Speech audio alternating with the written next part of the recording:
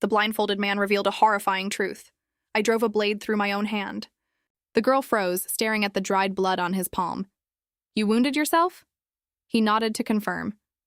But all of this began days earlier, in a quiet manner over the delicate clink of a teacup against porcelain. Maid was savoring her new life as a hired hand here. So, how is life at the Duke's castle? She answered at once, her face bright, thanks to His Grace's generosity. I am living very comfortably. In her mind, a picture of paradise unfolded. Soft, warm beds, meals piled high with meat and pastries, and wages so generous they overflowed. To Majin, this manor was heaven on earth. But the man across from her, the Duke behind a black blindfold, said something that overturned everything. So you find life here agreeable? Then become engaged to me. Majin froze, her green eyes stretched wide. She stammered, searching for a way out. I must have misheard. Would you be kind enough to repeat that? The Duke answered coldly, without the slightest waver. Is there something wrong with your ears?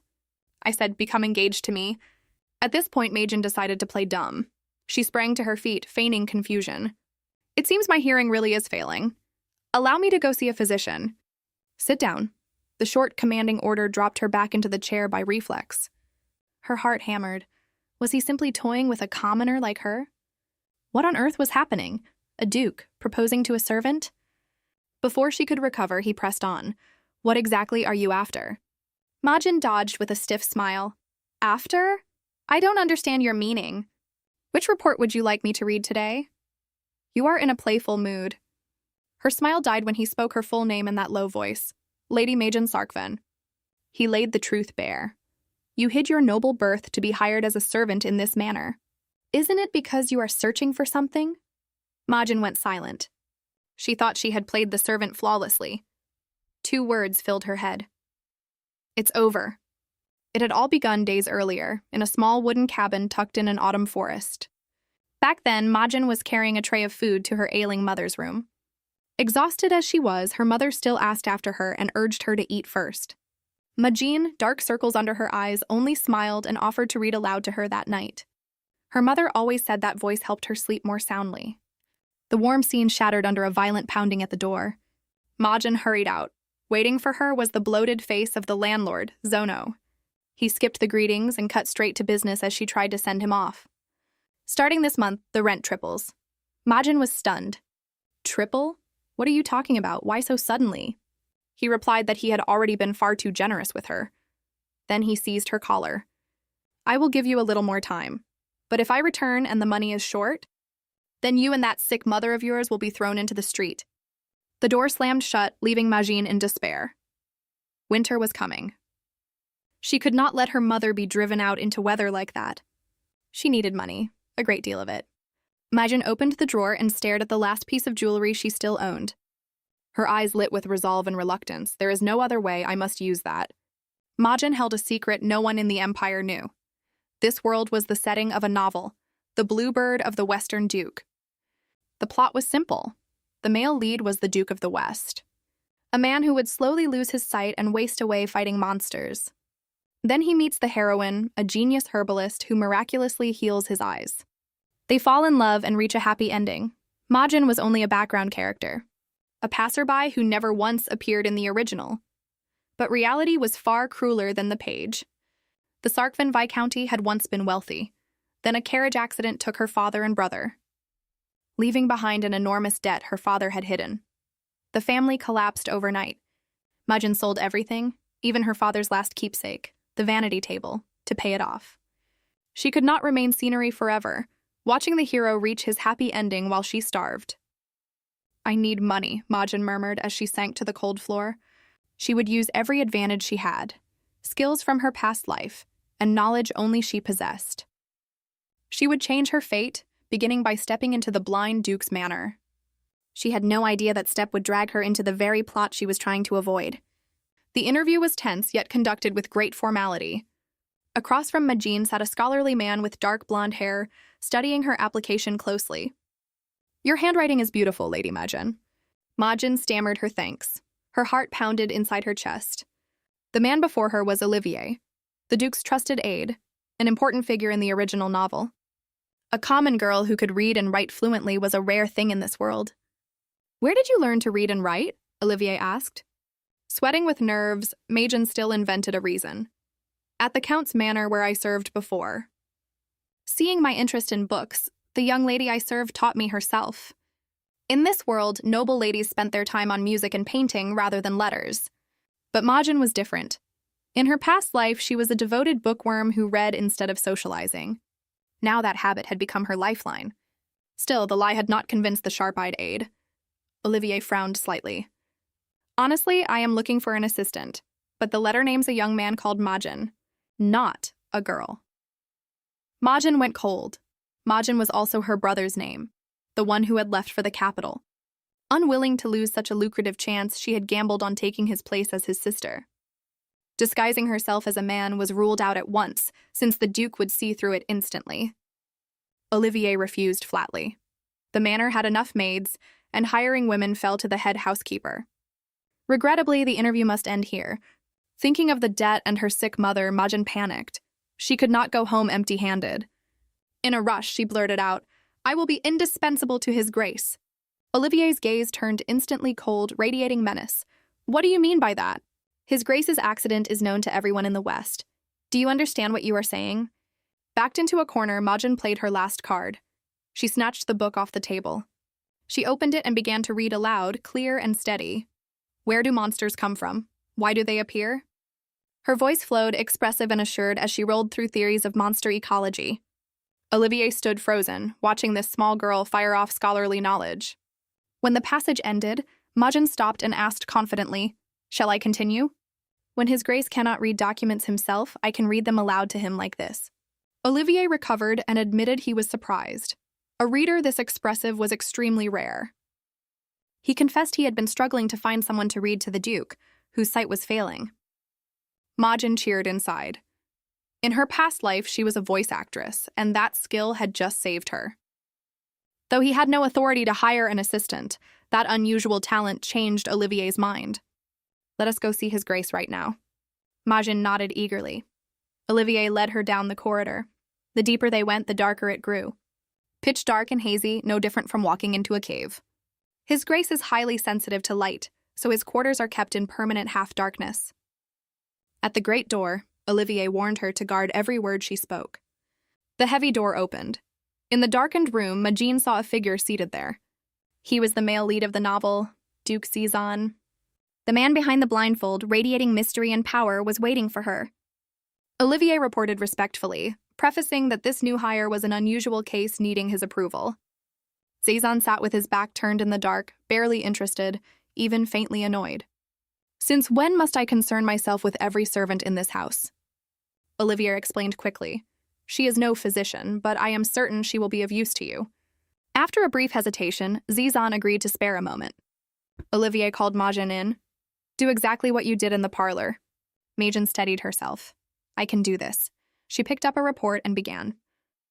It concerned a silver mine found in the Nairo territory. What they dug out was not silver, but low-grade white ore. Mine beasts kept appearing and terrifying the workers, so they petitioned to close the mine at once. Deep in the reading, Majin stopped short. This detail was familiar. It was a scene from the original novel. In the story, the heroine visits this abandoned mine for herbs, and happens upon that mineral. It was not worthless silver ore at all, but an entirely new deposit of opal. Its shimmering beauty would drive the nobility wild and send its value soaring. Majin ached with regret. Why didn't I remember sooner? Such a waste. A few stones lifted from there and I would be rich. A waste of what? A low voice beside her ear made Majin jump. Zizan stood right next to her. Startled out of her wits, Majin slipped and stumbled. But before she hit the floor, a firm hand caught her wrist and held her up. Majin looked up at him from inches away. Even blindfolded, his beauty overwhelmed her. The budding romance died instantly under his remark. "Your wrist, just like a dry twig." "A dry twig?" She swallowed her irritation and forced a smile. "My hand isn't small. Your hand is oversized." Zizan did not argue. His voice hardened. "You are a commoner, correct?" "A commoner who can read is rare." "One who analyzes reports? Are you a spy?" Majin waved her hands in alarm. "What? No, absolutely not." After a long silence, Zizan turned and gave an order. "Olivier, draw up a contract. We will hire her temporarily." Then he added something that reeked of blunt concern, and feed her. Hearing she was hired and fed as well, Majin beamed and thanked him profusely. Once they left, Zizan pressed a hand to his aching forehead. The Bene line carried a secret in its blood. The direct heir possessed superhuman senses, sight that could catch the eye color of a bird in flight. Hearing that reached 50 meters, along with razor-sharp smell and touch. After the accident blinded him, his remaining senses sharpened past all control to compensate. Even an insect crawling roared like thunder in his skull, torturing him without pause. Yet Majin's voice was the exception. This is the first time a voice has not tormented me. Now he understood why Olivier had pleaded so hard to keep her. But with those superhuman ears, he had also heard her heart racing wildly. She fears me enough that her heart pounds, yet she lies without blinking. What is the reason? He gave a cold order into the empty air. Investigate her. Holding the contract, Majin nearly shrieked with joy. A gold coin per week? 1 gold coin covered a month of living. This was not just easy money, it was the job of her dreams. No wonder everyone longed to serve in the ducal manor, even as temporary staff. In the original novel, the ducal manor housed extraordinary talents paid staggering wages. From an eastern spy to the celebrated blacksmith Surin, to the shadow assassin Cain and the alchemist Zizo. Greed stirred, Majin asked shyly. Sir, if I become a permanent employee, would the pay increase? Olivier smiled. Of course, so work hard and earn it. Majin's eyes lit up. She resolved to hold on to this place no matter what. She was about to sign without reading a word. Olivier stopped her in alarm. Wait. You should read it carefully. But to Majin, no duke would ever cheat her, so she signed anyway. Once she had, Olivier handed her a thick book. You said you loved reading, didn't you? This is the lucky book that got you through the interview. Majin took it, thinking privately, I was actually going to throw it away, but a fine book like this, I'll keep it. That evening, Majin floated home. Her mother greeted her warmly despite the late hour. Majin proudly showed off the basket of food the ducal house had given as a welcome gift. Look at this, mother. I got the position at the ducal manor. Her mother was astonished. The famous Bene house? Oh heavens, thank you. Watching her mother beam and pray for the first time since the accident, Majin felt her eyes sting. She promised herself she would only stay until she had saved enough, then leave before the heroine appeared. All she wanted was a quiet life beside her mother, far from the troubles of the original plot. I only have to endure 6 months, Majin told herself firmly. The next day, Majin returned braced for battle and was met with a bucket of cold water. Go home, Zizan ordered coldly the moment she opened her mouth. Majin froze. Home? Don't come tomorrow either. She panicked. Fired after a single day? Thinking of the debt and the street, Majin abandoned all restraint. She sat down on the floor. No, I won't. Do you know how hard it was to get in here? How can you dismiss me after 1 day? I will die right here in front of you. Olivier hurried to explain. Lady Majin, you misunderstand. You are not being dismissed. The room reeked of blood and radiated feverish heat from Zizan. His wound had gone untreated. He simply did not want her to witness such a sight. Majin flushed scarlet. She mumbled an apology. Zizan said wearily, If you know now, then begin. Olivier handed her the documents and motioned for her to start. But Zizan cut in, Come here. Majin hesitated and stepped closer. Zizan was not satisfied, closer still. She inched forward, heart pounding, until she stood right beside his chair. From here? Majin asked, flustered. No, Zizan answered curtly. Then he reached out. He seized her slender wrist and pulled. Majin lost her balance and fell forward. She realized with horror that she was falling straight into the lap of the dangerous blind duke. Closer, he whispered, as if clinging to the one sound that did not cause him pain. In the room lit only by guttering candles, the air thickened. Majin could not hide her fear. She held her breath, making no sound. A single gasp escaped and was cut off at once. Zizan, with his superhuman hearing, of course noticed. He interrogated her coldly. Why are you deliberately swallowing every sound? Majin stammered, drenched in sweat. She confessed that crying out would disturb him, and more importantly, she had seen the dried blood on his hand. She guessed his hearing was gravely damaged, which was why noise cut him so deeply. Zizan was taken aback. He had not expected a temporary servant to observe so keenly. She had even guessed the Bene family's secret. You have a talent for analysis. Only now did Majin grasp how monstrous sound was to him, like a blade dragged across skin. so unbearable that he pierced his own hand to buy a single moment of silence. Majin felt a wave of remorse. She had thought Zizan was only a character, a set of lifeless data. But the man before her, like her own mother, was flesh and blood and capable of pain. She had been careless with his suffering. Tears began to run down her cheeks. Zizan, who could hear a heartbeat, realized she was crying. He was stunned. "Why are you weeping?" Majin sniffled and pointed at his hand. "Blood is running from your hand. Does it hurt? Why haven't you treated it?" Zizan sighed and answered indifferently. "Something like this heals in a day. I already know the cause, so it hardly matters." Majin forgot her fear and scolded him. "You mustn't dismiss it. A wound must be treated and the cause of the bleeding found." Zizan said nothing. Kane's report surfaced in his mind. He already knew exactly who she was. She was Majin Sarkvan, daughter of a viscount ruined by a carriage accident and a hidden debt. She lived in a shabby hut caring for a sick mother, a lady who had never been presented to society. No dowry, no secrets of any kind. So why was she approaching him? An unpredictable variable was dangerous. Yet strangely, though her heart raced with fear of him, she still lied, and now she was weeping over his wound. What a strange woman, Zizan thought. Zizan broke off his thoughts and handed Majin another stack of reports to check. She took them obediently and turned to go back, but he suddenly caught her wrist and pulled. "Just as I thought, exactly like a dry twig." He landed another devastating remark about her weight. Majin bristled. "Calling someone's wrist a dry twig, don't you think that is going too far?" Zizan ignored it. He ordered in a tone that allowed no refusal. "Gain weight, and let me check. Understood?" Majin blinked. "Check? An assistant has to be checked for something like that?" He gave no explanation, only a knowing smirk. To him, this woman was genuinely fascinating. The office door opened, and the first thing that struck Majin was a room of overwhelming size. Olivier smiled. "Aside from His Grace's reports, you will assist me here. This desk is yours." Majin stared at the elegant desk, eyes shining. Just using brand new furniture was enough to thrill her.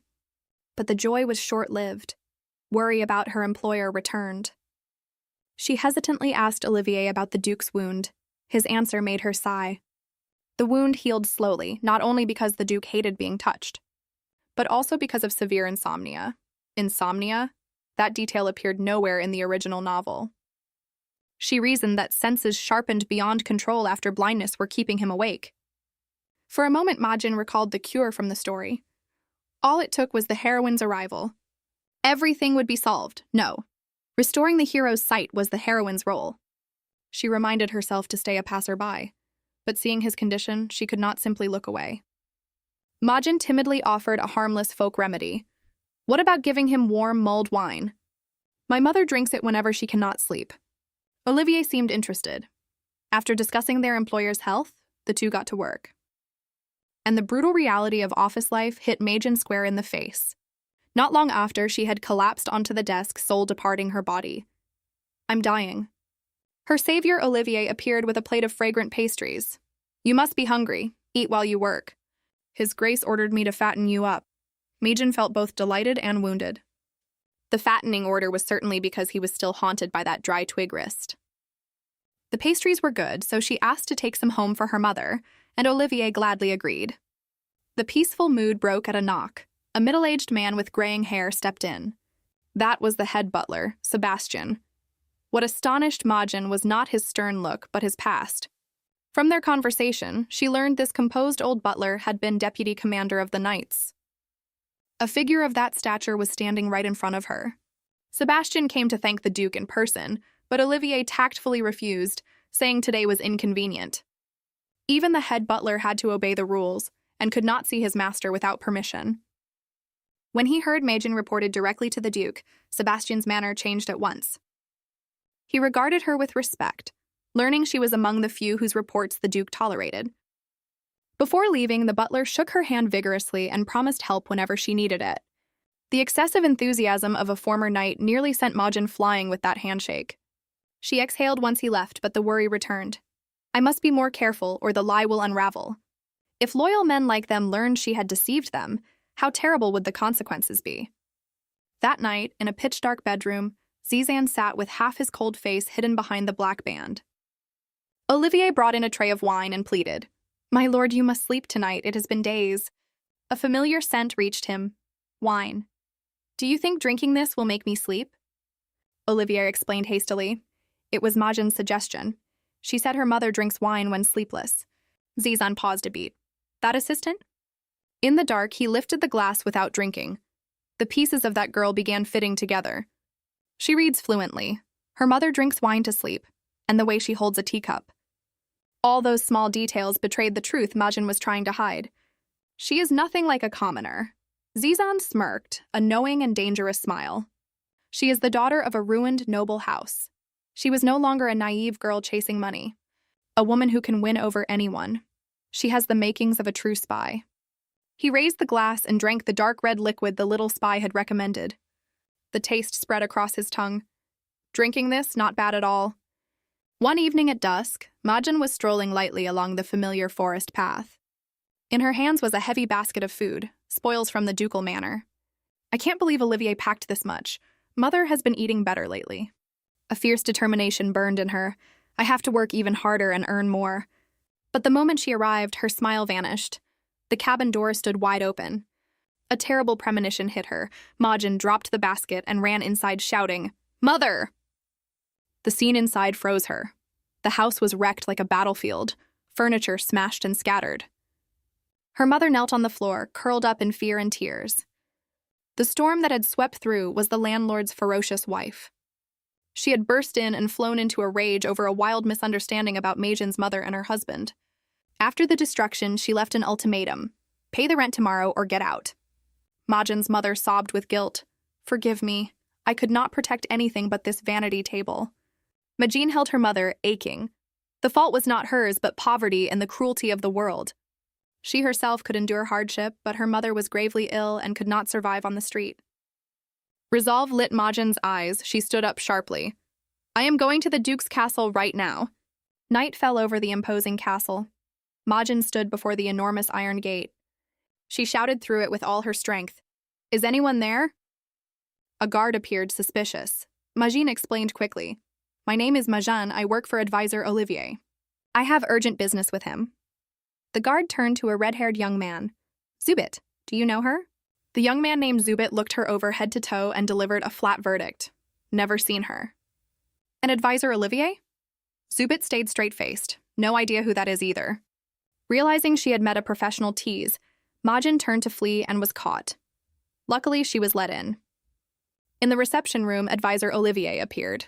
Majin could have wept with relief. She bowed deeply and made a bold request no probationary hire had likely ever dared. Sir, I know I have worked only one day, but could I have this week's wages in advance? Olivier was flustered. He wanted to help, but every decision in this house rested with the Duke alone. I am afraid you will have to ask His Grace yourself. He led her to the office door. It opened, and Zizan was still sitting there. The blindfold made him look even more unreadable. My lord, forgive me for disturbing you at this hour. Majin murmured, heart pounding.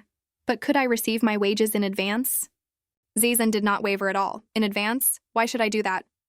If I advance you money, what will you offer in return? Majin had nothing but empty hands. Flustered, her eyes landed on the half-finished bottle of wine on his desk. A spark lit in her mind.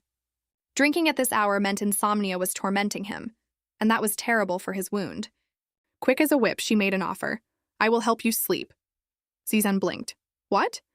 Majin declared confidently. I am not only good at reading reports, I am excellent at reading people to sleep. My mother always says one page of my reading puts her out. Zizan frowned. How do you know I cannot sleep? It was not Olivier who told me. Majin hurried to clear her direct superior. Perhaps exhaustion defeated suspicion, or perhaps he simply found this small girl interesting. Zizan stood and delivered his verdict. Very well, let us go to sleep. Before the bedtime performance, he asked a very practical question. How long is your walk home? Majin answered honestly, about an hour. At the word hour, Zizan frowned. For a man who valued efficiency, such a commute was unacceptable.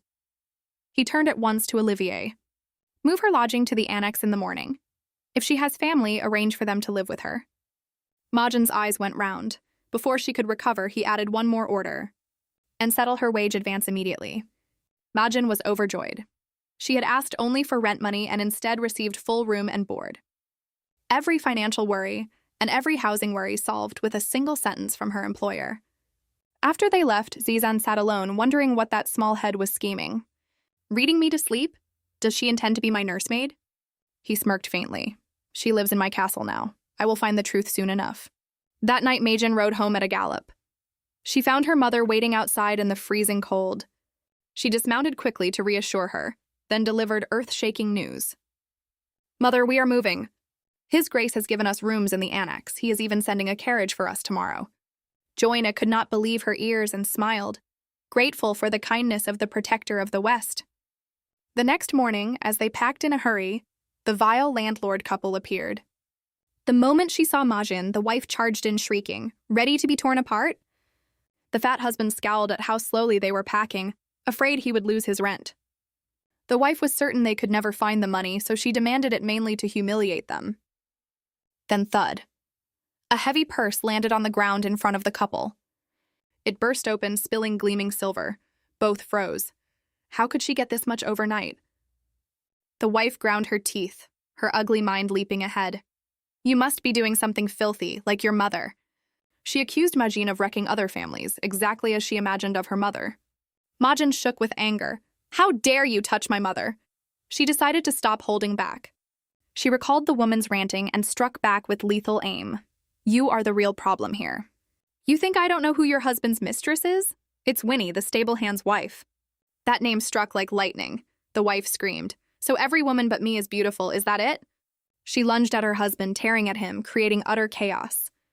The fat man turned to take out his rage on Majin. This is all your fault. Just as his hand reached her face, another hand clamped around his throat. The man who appeared was the butler Sebastian, gaze ice-cold yet lethally courteous.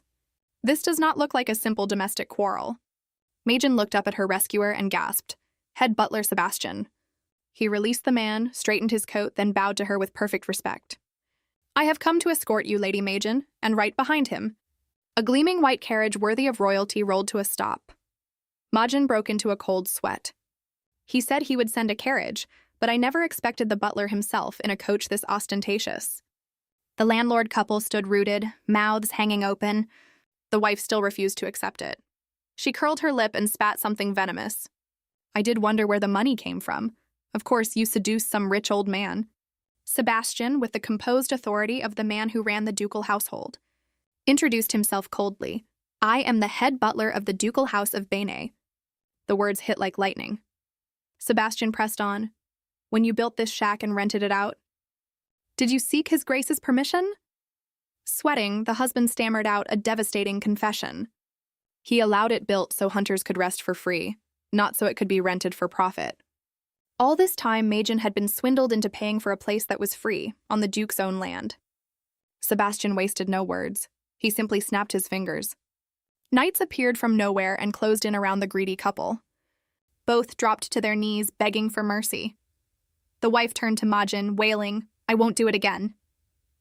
But Majin was no saint. Remembering her mother assaulted, her eyes turned to ice. No, you deserve punishment for daring to raise a hand against another person. Majin introduced her mother, Joanna, to Sebastian, when she returned the bow with quiet grace. Sebastian narrowed his eyes. The way she greeted him betrayed unmistakable noble breeding.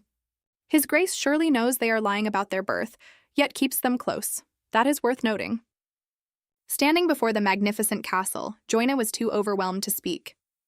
Majin took her mother's hand and silently swore never to return to that poverty. Olivier led them to the annex. It was called an annex, but it was as splendid as a palace. The entire third floor had been cleared for the two of them. Majin was dumbfounded. Is this really a servant's room? Is there some mistake? Here Majin met Zuzia, the maid assigned to serve the two of them. Zuzia was a sweet red-haired girl, though a little clumsy and prone to worry. Seeing Zuzia cling nervously to formal speech, Majin laughed and told her to relax. That friendliness made Zuzia flush with delight, and she eagerly laid out a lavish tea table. Over the pastries, Joanna wore a troubled face. The Duke's kindness was suspicious. I have grown careless because of his generosity. If he discovers we lied about our birth, we will end exactly like that landlord and his wife. Majin knew every favor would vanish the moment she became useless. I have to prove my worth. In the dark office, Olivier reported the landlord affair to the Duke. When he reached the part about confiscation and hard labor, Zizan smiled. But it was not a kind smile. It was a smile so cold that Olivier broke into a sweat of pure fear beside him. Zizan gave his order. As for the woman who struck my servant's mother, she did not know she was a noble, so make certain she never uses that hand again. The crushing headache returned. Every faint sound was an arrow driven straight into his eardrums. His own groan rang like thunder. He bit his lip until it bled to hold it in. Nausea rose. How long since I last slept? Is enduring this even worth it? Or should I simply die, just as he stood at the edge of collapse? He remembered what Majin had said the night before. I wonder if she truly can do it. What no one has ever managed. She must help me sleep before I lose my mind entirely. Stepping into the manor library, Majin stopped dead, mouth open in awe. Shelves rose to the ceiling, and the sweet scent of old paper overwhelmed her. Then her practical side spoke up. Snap out of it, Majin. This is no time for daydreaming. Tonight's mission is to pick a book that puts the boss to sleep, and the prize is 1 gold coin. Just thinking of a coin worth a week of hard labor set Majin blazing with motivation. She ran a finger along the spines, muttering, calculating which book would be the most boring. Memories of the original novel surfaced. In it, the heroine cured the Duke's eyes with an herb called mander. Curiosity took over. Majin turned instead toward the herbal medicine section. She pulled out a thick volume and searched frantically. But strangely, the name mander was mentioned only in passing, with no illustration or detailed description. Mander grass? What exactly is it? Majin muttered to herself, puzzled. Why are you looking for mander grass? A young voice rang out and made Majin jump. Before her stood a child with cropped platinum hair and huge blue eyes like a small lost angel. I am Zizo, the child said briefly. Majin froze for several seconds. Zizo, that name. Wasn't he the genius alchemist, the Duke's childhood friend? So the rumor was true. He had drunk the wrong potion and been reduced to a child's form. Majin screamed internally. Heavens, how is he this adorable? Contrary to his childish appearance, Zizo carried himself entirely like an adult. He lifted Majin's hand and placed a courteous kiss on the back of it. That perfectly noble gesture turned Majin scarlet. You are stranger than I expected. Zizo narrowed his eyes shrewdly. Using formal speech with a child? Majin scrambled to cover. I am a commoner, so formal speech is only natural. You lie terribly. Zizo smiled thinly, seeing straight through her. But fine, let us pretend. He asked why she cared about that plant. Majin asked whether mander was a rare medicinal herb. The answer hit her like cold water. It is only a weed. It grows along every road and all over the castle gardens. Beyond a minty smell, it does nothing. Majin's heart sank. So only the heroine knew the secret of its true effect. But Zizo delivered one more blow. The reason it appears in that book is because it is poisonous. Only enough to cause a mild stomachache, but it is a poison, not a medicine. Majin looked in horror at the cover in her hands. Bold letters stared back. Natural poisons.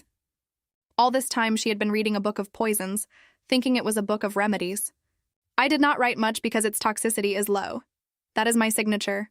The author was Zizo himself. Majin left with her mind running at full speed. The original said the heroine used mander juice on his eyes. Zizo confirmed mander was poisonous, which meant the cure was to use the plant's toxicity itself to act on his eyes. A bold idea flashed. What if I secretly gave him a tiny amount, just enough to dull the pain? But she shuddered and dismissed it at once. Using poison on the Duke would be attempted murder. Besides, healing him was the heroine's mission. Majin's steps slowed in the empty corridor. She pictured Zizan suffering in the dark. Guilt crept into her chest. I know you are enduring terrible pain, but I cannot interfere. Please hold on a little longer. The true heroine will appear soon to save you. She clutched the book, telling herself to keep her role and never alter the fate of the main characters. Under the dim yellow lamplight of the bedroom, Majin curled in on herself, deeply uncomfortable. Your Grace, could we skip that today? I am not confident enough to show you yet. Zizan flatly dismissed the weak protest.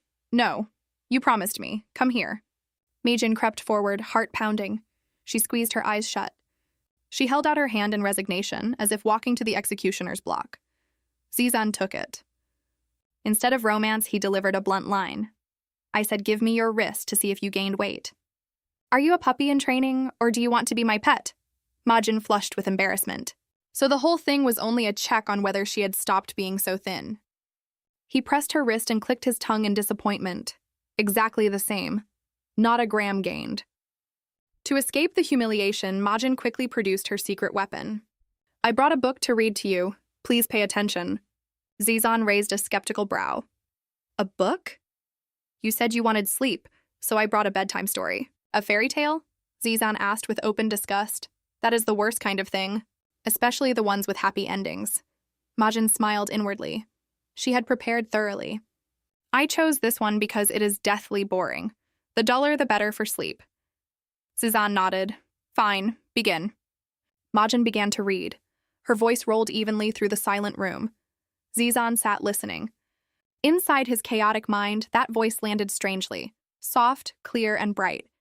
Drowsiness came over him, dragging fragments of memory and a vague sense of guilt behind it. Half dreaming, he wondered what he was apologizing for. For her hiding her identity. His thoughts blurred. His body felt as if it were falling freely into a bottomless pit. Wait, stop! Zizan shouted inside his own head. By pure survival instinct, he threw out a hand. He seized whatever was in front of him. Majin yelped as she was pulled into his lap. This woman. What has she done to me? His first thought was, do not tell me she used poison. Because without poison, how could a chronic insomniac slip under this easily? But as he moved to push her away, his sharp sense of smell caught an unfamiliar scent.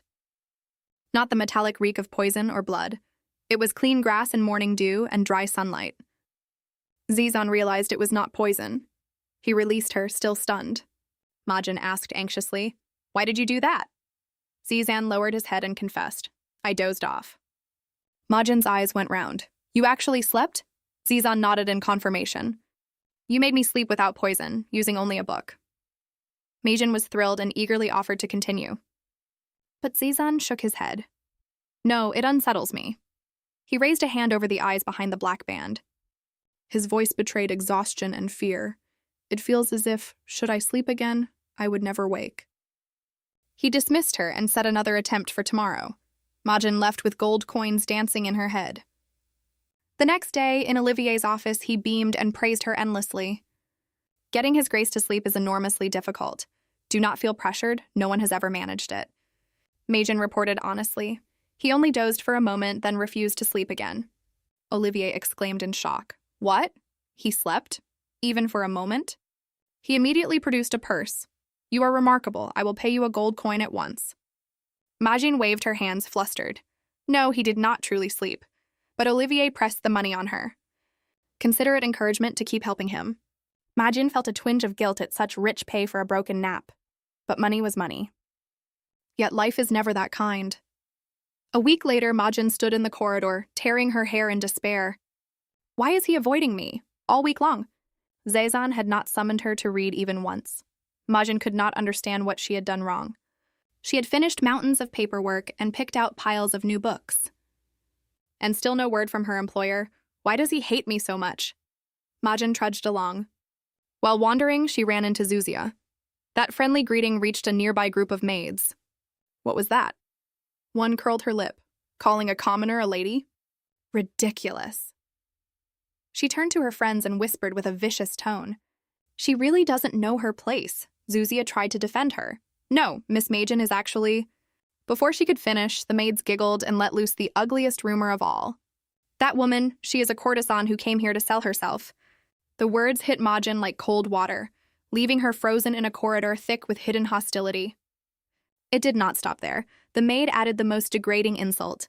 Isn't her mother a courtesan too? Majin stood in a shadowed corner, gripping her book, listening in silence. But Zuzia could bear no more. She spoke up, trembling. Do not speak of Lady Joina that way. That weak protest enraged them. The braided maid whirled around and snapped at her. An orphan like you dares to speak? You dare lecture us? With that, she raised her arm to strike Zuzia's frightened face. But before the hand reached her, an object flew across the corridor and struck the maid in the back. She screamed in pain and turned to see a thick book on the floor. Who dares throw things? Out of the shadows, Majin stepped forward, face expressionless, eyes burning. Her voice turned to steel. Who exactly do you think you are about to strike? She stepped in front of Zuzia. Zuzia, get behind me. The maid froze for a second, then recovered her insolence. You dare act so arrogant when you are nothing but a lowly courtesan? Majin wasted no words. She lifted the book like a weapon. Want to fight? Then taste the weight of knowledge. And so an unprecedented brawl erupted in the middle of the elegant corridor. Outnumbered, Majin was pinned to the floor by her hair, yet she never faltered. She swung the book and kicked, shouting, "Let go, I will never lose to the likes of you." Zuzia could only scream helplessly from the side, "Lady Majin, please stop." Just as Majin was crushed flat under them, her clothes in disarray. A voice of pure authority rolled through like thunder. What in the world is happening here? Everyone froze. Standing in the doorway was the head housekeeper, radiating fury. Beside her, the butler Sebastian stood with his mouth open in shock. Zuzia told the whole story honestly. The head housekeeper pronounced her verdict coldly. Do you think I am deaf? You disgraced the ducal name and insulted an honored guest and her mother. Insulting Majin was bad enough. Dragging her mother into it is unforgivable. The maids went pale at the sentence. Take them all to the abandoned rear courtyard. Make certain they speak to no one. For a servant, exile there was as good as prison. Just as the matter was settled, advisor Olivier happened to arrive. Majin, hair a mess and sleeve torn to shreds, greeted him sheepishly. Olivier looked at the wreckage and broke into a sweat. Lady Majin, what on earth, never mind, His Grace has summoned you. The moment she stepped into the office, Majin felt the air thick with menace. Zizan sat there, his senses terrifyingly sharp. The smell of blood, he murmured. His nose wrinkled slightly. Temporary girl, what in the world happened? Majin tried to cover. It was nothing, I merely exchanged a few words with some maids using my hands. Nonsense. Zizan swept it aside and turned to Olivier. What did they say? Olivier did not dare hide it and repeated it word for word. They called her your courtesan. The air dropped below freezing. Zizan's voice came cold and merciless. Olivier, cut out their tongues. Majin panicked. Cut out their tongues over some gossip? She hurried to stop him. There is no need. The head housekeeper has already exiled them. Zizan fell silent, then asked something that stopped her cold. So, did you win? Majin answered quietly but with pride. I don't fight daily, but I did not lose.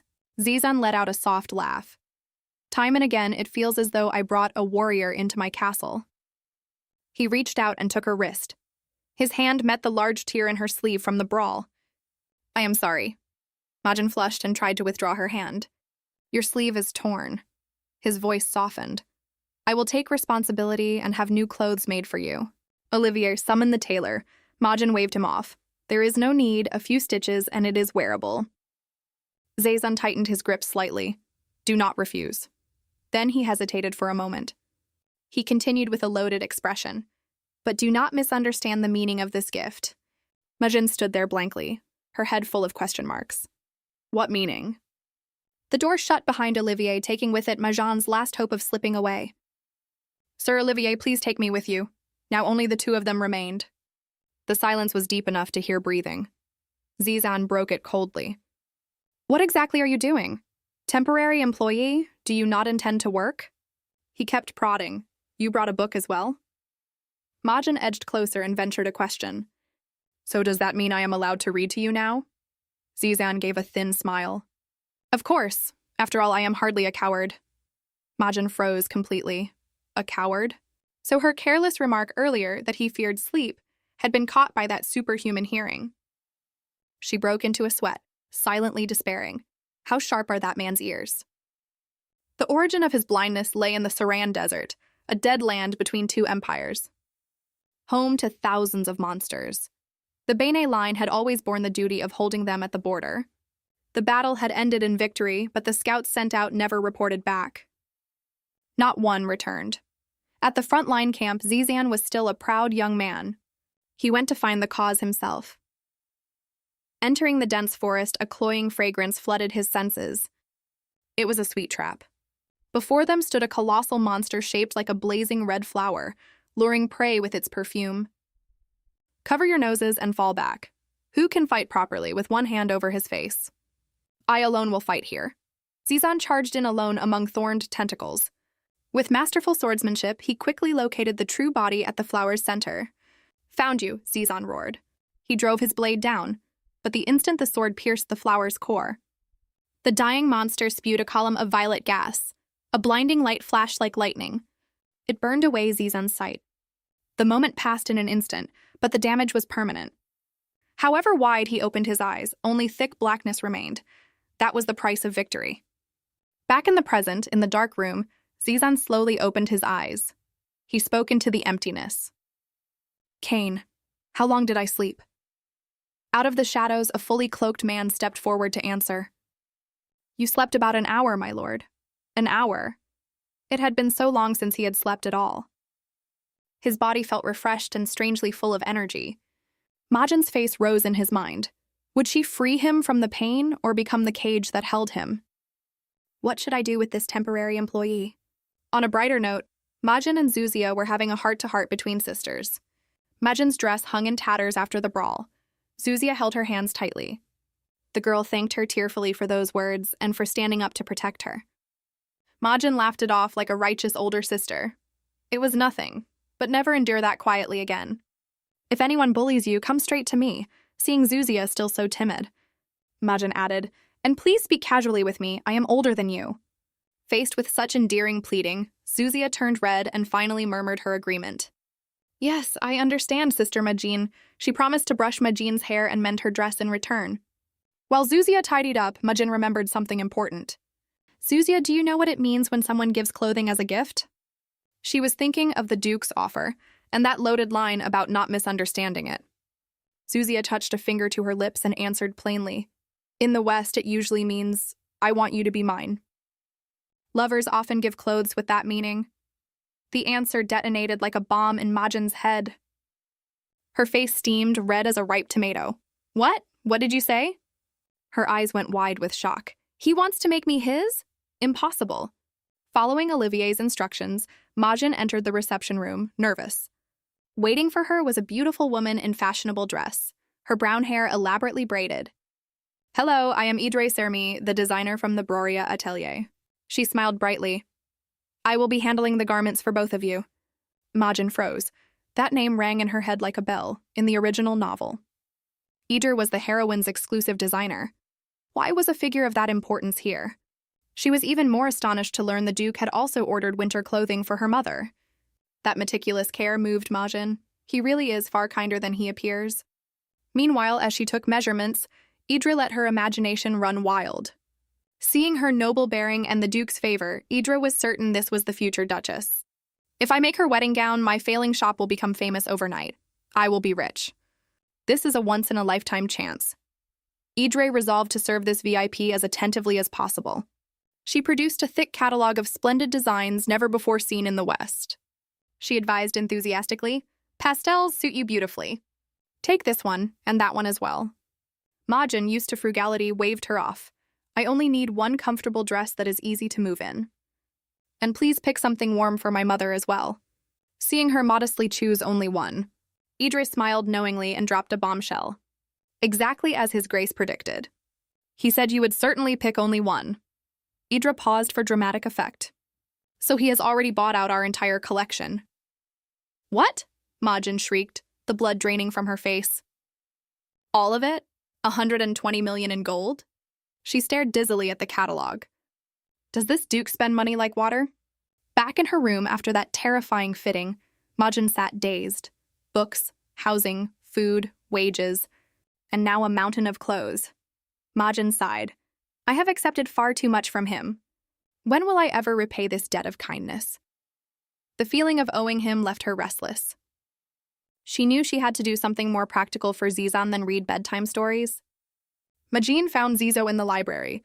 Sir Zizo, may I ask you something? How serious is a stomach ache from mander poisoning?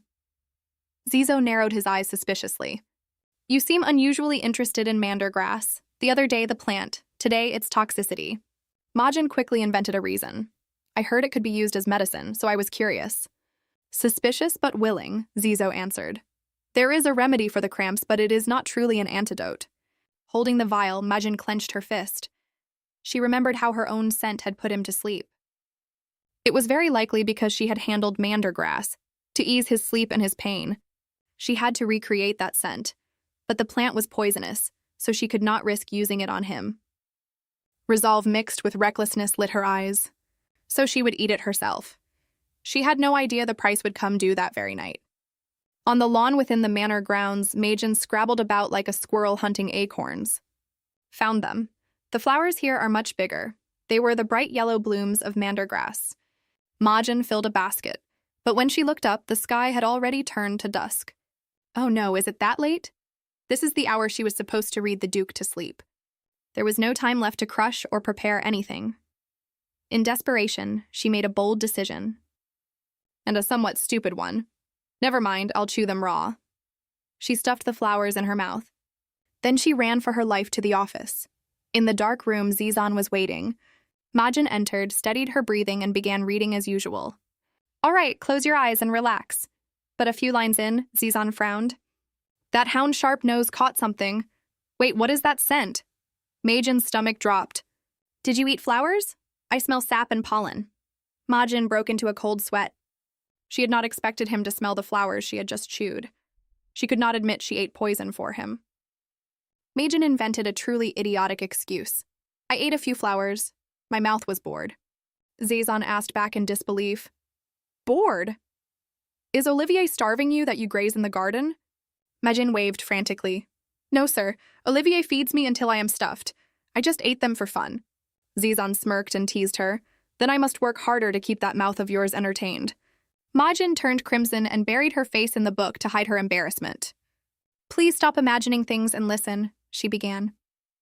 Once upon a time, there was a gentle mother. The mander poison began to take effect. Majin's stomach staged a violent protest. The cramping struck at the worst possible moment. Why now of all times? She fought to hold it in. But the pain drained her face and soaked her in sweat. Involuntary whimpers escaped her throat. Zizan heard everything, of course, but unfortunately he misread it in a far more delicate direction. Go. Majin clutched her stomach, eyes brimming. I said, go relieve yourself. Stop forcing it. Majin realized he thought she needed the lavatory.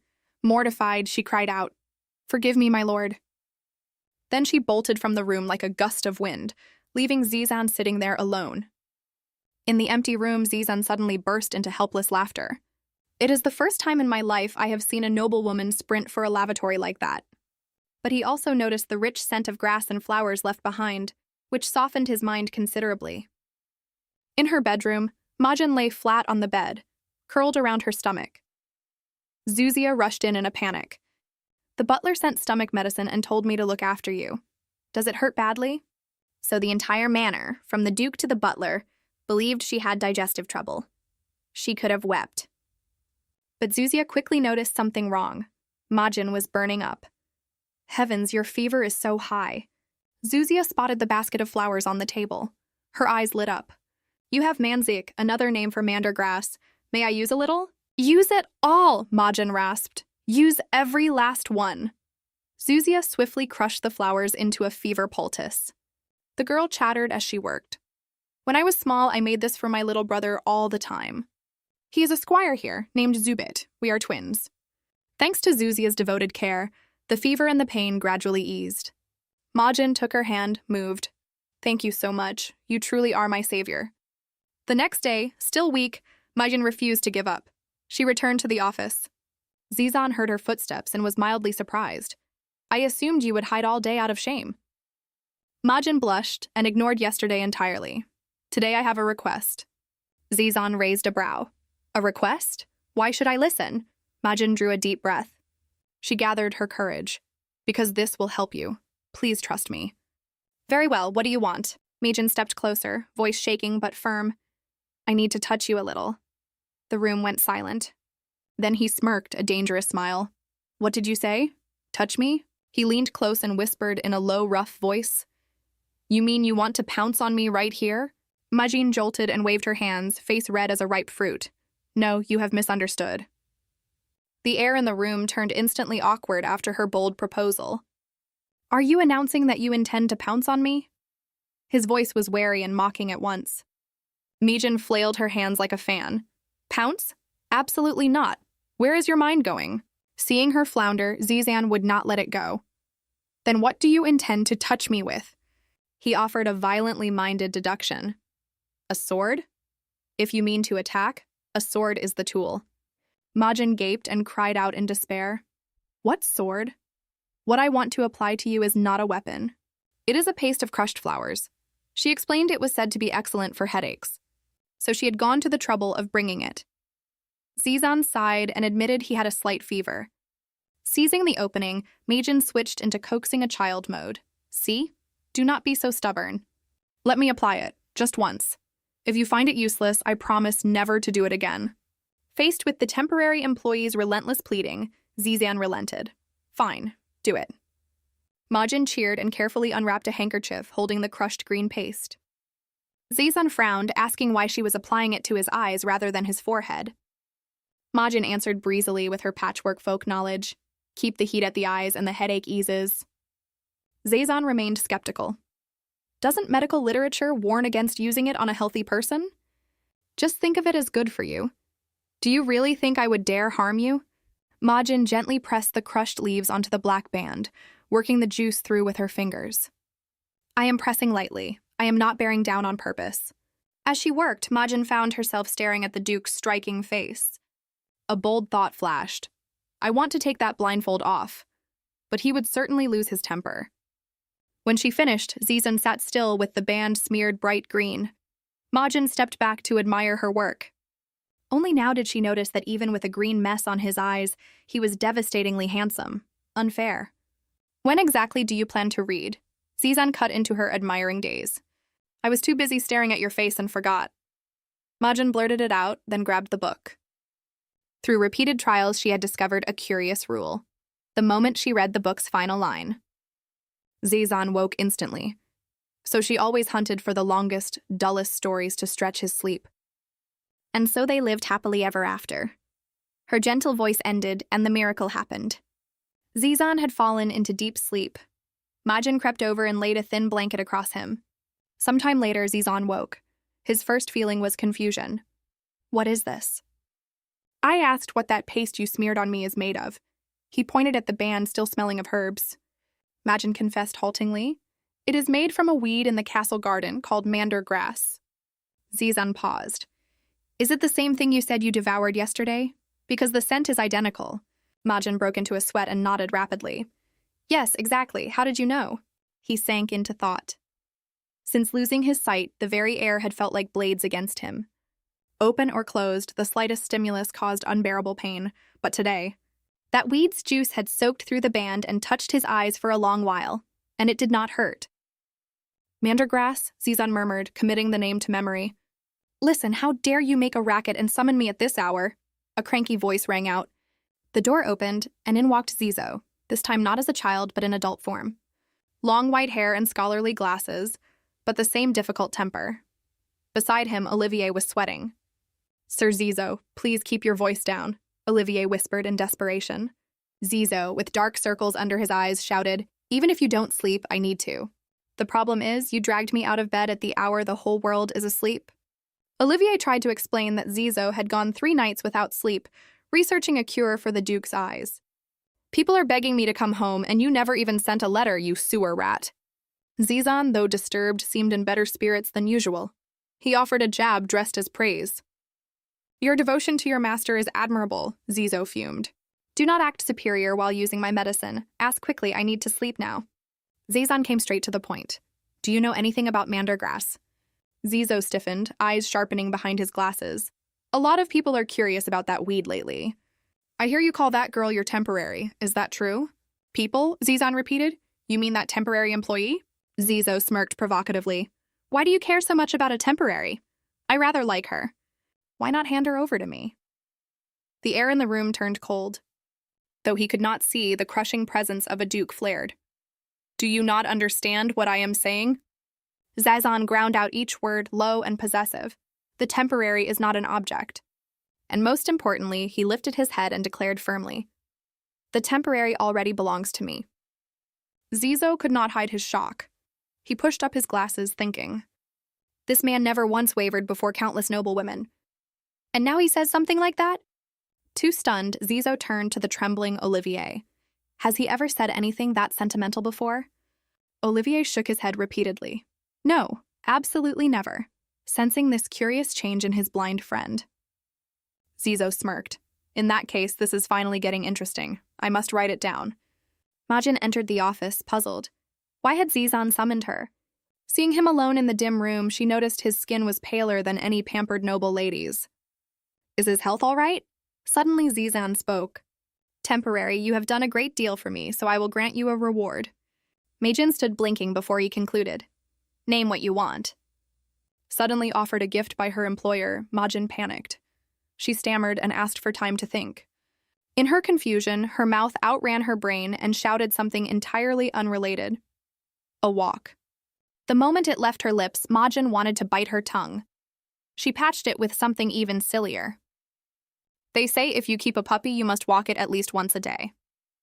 Zizan frowned beneath the band. Do I look like a man in need of exercise? Majin sweated and mumbled. No, sir. You are very solidly built. She scolded herself for worrying about a man that healthy.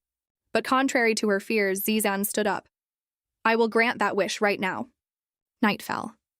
The garden lay under moonlight and the shimmering glow of luminous flowers. Majin could not believe he had agreed to walk with her. I never said I wanted to go together. The beauty of it made her forget her awkwardness. I come here to pick flowers, but I never saw it like this. Instead of using his cane, Zizan rested a hand on her shoulder and let her lead. Feeling the cool night wind, he asked kindly, Are you cold? Majin smiled. Not at all. The warmth from you keeps me perfectly comfortable. As they walked, he shared good news. Thanks to your mander grass, I can bear light at this level now. What a shame you cannot see this with me. In the middle of the glowing flowers, he suddenly stopped. He raised a hand to the black band over his eyes. Majin froze. Is he going to remove it? The band fell away. The Duke's eyes were revealed in the moonlight. Not black as before, but a pale silver white. Clear and glittering as though born from snowflakes. Majin spoke without thinking. They are beautiful. Zizan, with those sightless silver eyes, asked quietly and anxiously, Am I frightening? Or do I look like a monster? Majin flinched and stepped back, stunned by that unearthly beauty. But with his acute hearing, he mistook that retreating step for disgust. Do you find me repulsive? Zizan advanced, voice dropping with hurt. Majin waved her hands. No. Absolutely not. Then why did you step back? He demanded. Majin flushed and confessed the truth. It was because. He could not believe his ears when he heard her answer. Majin repeated it, smiling brightly. I was simply startled by how beautiful you are. Zizan turned away to hide his emotion. Deep inside, a bitter ache welled up. What a pity. If only I could see your face right now. The truth was that after monster venom took his sight, his black eyes had turned silver. Silver, the signature eye color of monsters. He had spent countless nights wondering if he was becoming one. That was why he always hid them. Yet this small girl called a monster's eyes beautiful. The romantic moment shattered under hurried footsteps. Olivier came running, out of breath. Zizan frowned in irritation. Olivier, why the commotion? Olivier's face was ashen. His hands trembled around an urgent letter. My lord, the Count and Countess have passed away. The news struck like lightning. Majin was stunned. As for Zizan, his face darkened. A horrifying thought rose in his mind. My sister is dead? Memories flooded back, colored with warm sunlight and unbearable regret. It was the days when he was a small boy, sulking on the floor among wooden toys. His sister, a beautiful young woman with long black hair, was teasing her little brother. Hey, little one. Tiny as he was, Zizan already had a large ego. I am not little. I come up to your waist. His sister giggled and held out a huge stick of cotton candy. Want some? I picked a cloud out of the sky for you.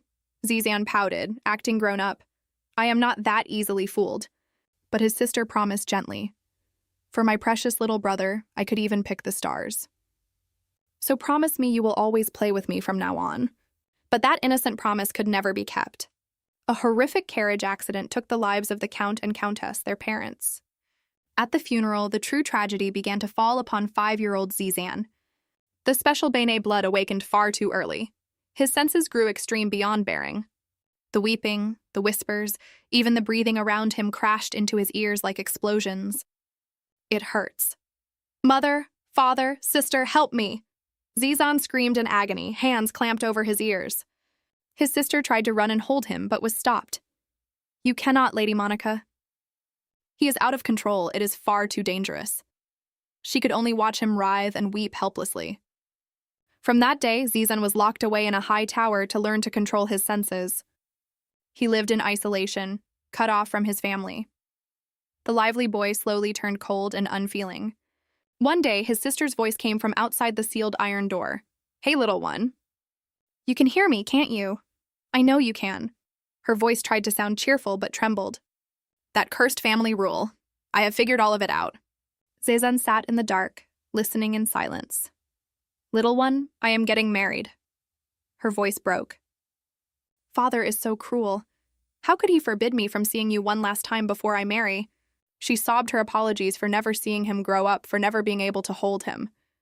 She told him that if he ever got out, he should visit her in the south. Her footsteps faded away. In the dark room, Zizan clenched his teeth. He could not let her go without a single word. Crash! Shattering glass rang out. From the high window, a stone was hurled outside. It landed near where his sister stood.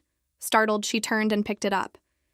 Wrapped around that rough stone was a scrap of white cloth, tied clumsily, covered in scrawled writing. "Congratulations on your wedding." Tears spilled down her face. It was the only farewell he could give. She hugged that blunt little gift to her chest. You must live well. It was the last time they ever met. Back in the present, before the Bene Manor in pouring rain, Zizan was now a grown duke. He stood with an ice-cold expression, a jet-black cane in his hand. "My lord, this came from Zizo." Zizan took the cane and drew the handle. A razor-sharp blade hidden inside the shaft slid free. "There is a sword inside?"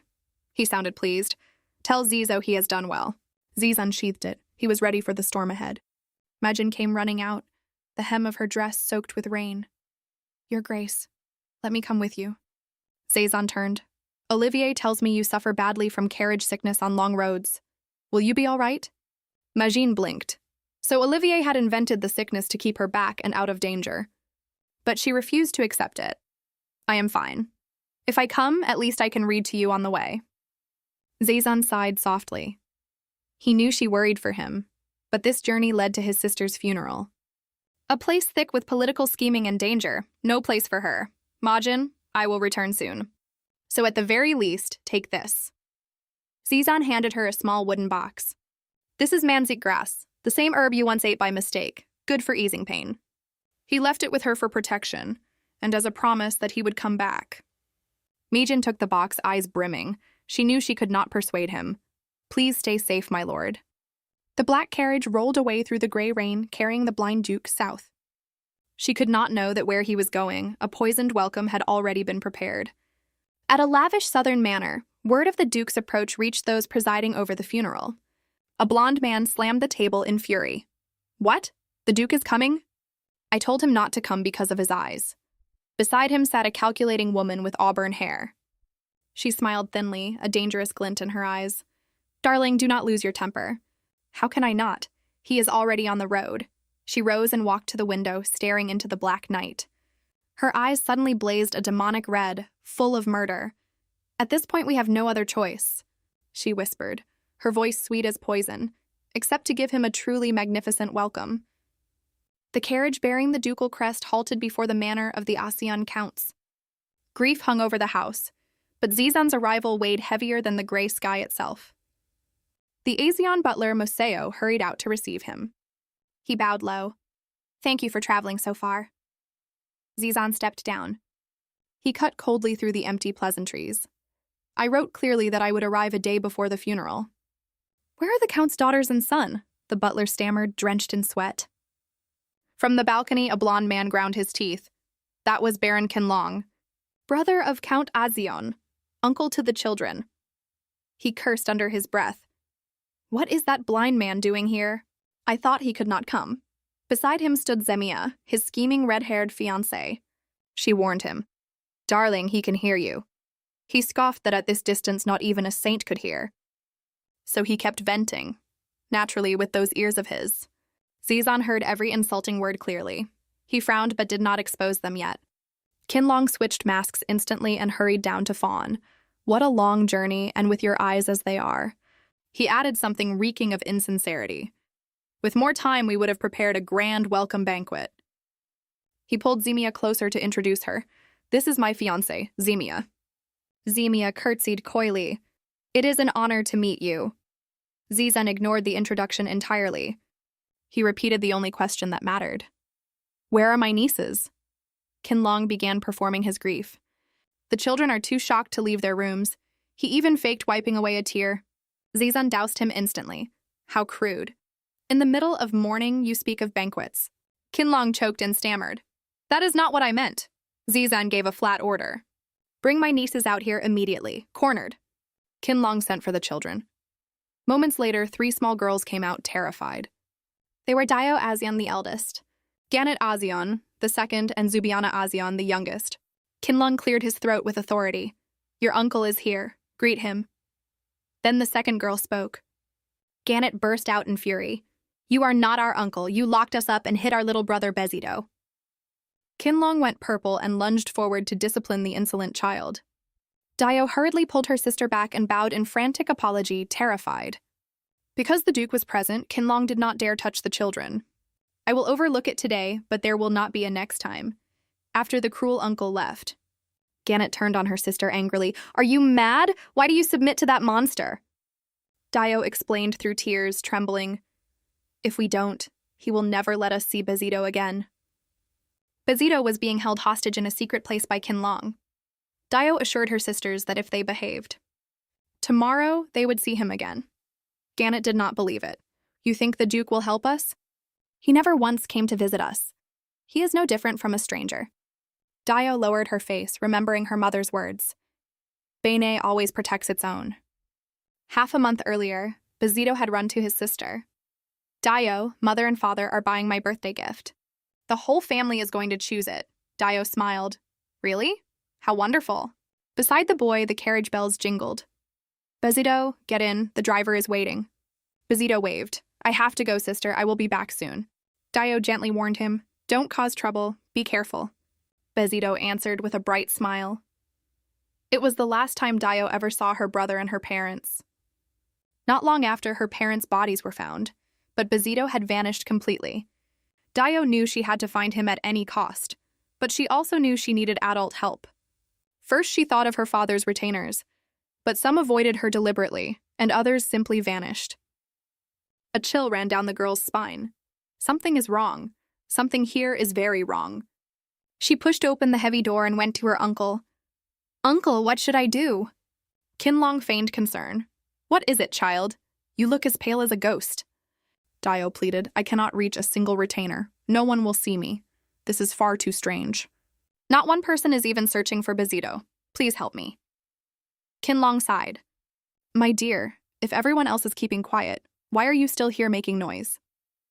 Dio froze. What did you say? Qinlong stepped closer. Why do you think the retainers avoid you? Why is no one searching for Bezido? If you want to see him again, then stay quiet and obedient until the funeral is over. Dio could barely believe it. It cannot be. You hid Bezido away? Qinlong struck her hard across the face. Go to your room and stay there with your sisters. He added coldly. If you stay quietly in the dark, Bezido may just come back to you. Dio held her swelling cheek. If I obey, will you truly let me see him? Qinlong promised firmly. Simply do exactly as I say, and I guarantee you will be reunited. He looked down at her menacingly. So cause no more trouble. Leave quietly. Back in her room, Dio held little Zubiana tight, tears welling at the corners of her eyes. Mother, I miss you. In her memory, Dio as a small child had once asked a question.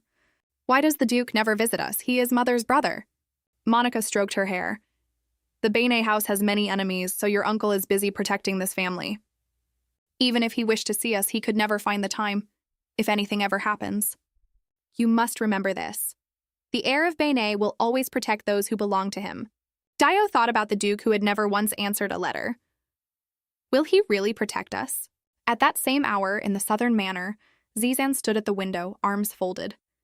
He longed to tear the Baron apart on the spot, but the moment had not yet come.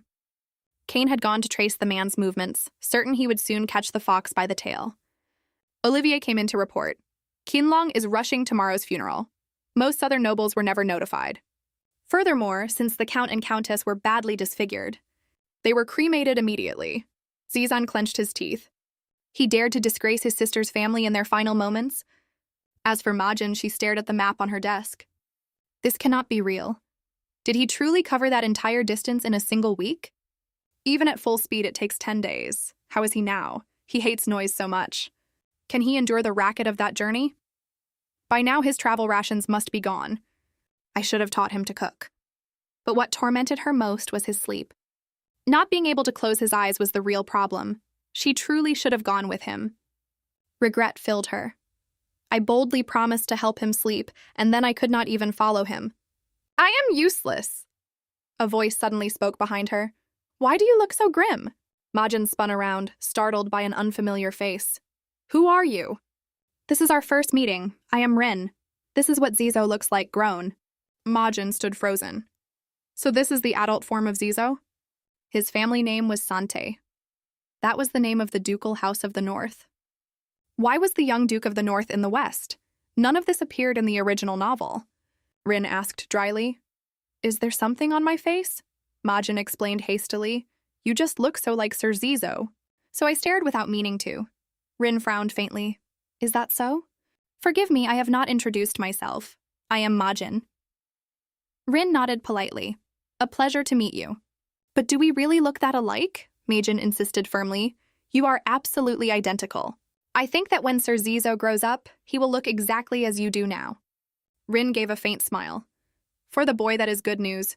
It means he will resemble the handsomest man alive. Majin said sincerely, I have never seen anyone as elegant and captivating as you. Praised so bluntly, Rin was flustered. He looked away and took out a handkerchief to polish his glasses.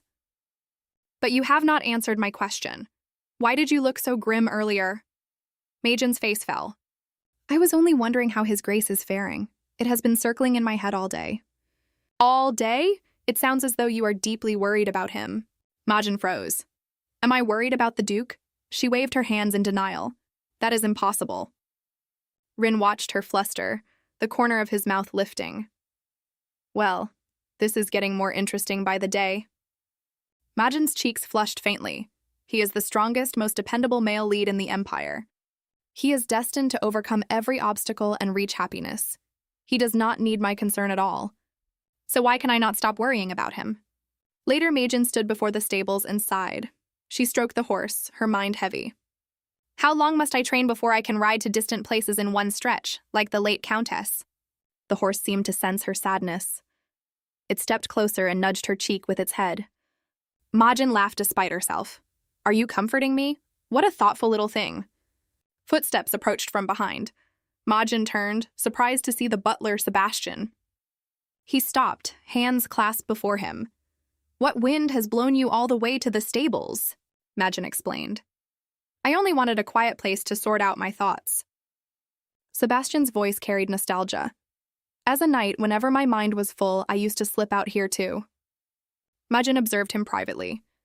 The butler does not look well. What is weighing on him so heavily? Sebastian walked to the horse. I have cared for this animal with my own hands all along. Yes, she is beautiful. A little old, but her coat still shines and she looks very healthy. Sebastian spoke. This horse once belonged to the Countess Atzion. Majin gasped softly. He sank into memory. The lady loved riding and often begged me to teach her the sword. But at the time, I was buried in my duties as deputy commander and could not teach her as she wished. The lady must have been very lively. Sebastian nodded. She was always full of energy. Majin looked at his lonely face and felt a wave of sorrow. How deeply must the butler be grieving? She watched his hand stroking the horse and thought she should withdraw and let him remember in peace. Sebastian caught himself and smiled apologetically. I have said too much. You did not look well earlier. If something troubles you, I am willing to listen. Majin was quiet for a moment, then answered softly. I was only thinking that if I rode better, I might have accompanied his grace this time. Even if I had gone, I probably could not have helped. Sebastian studied her carefully. His expression turned solemn. In that case, would you be willing to learn riding with me? Majin froze. If you are willing, but would that not take far too much of your time? Sebastian shook his head firmly. He placed a hand on his chest, resolve in his eyes.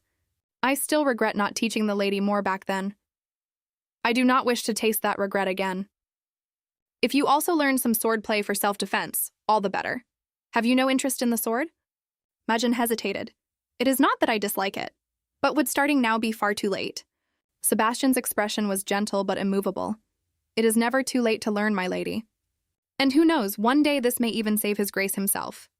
Majin's eyes lit with determination. Then it is decided. She clenched both fists. You must teach me riding and swordplay.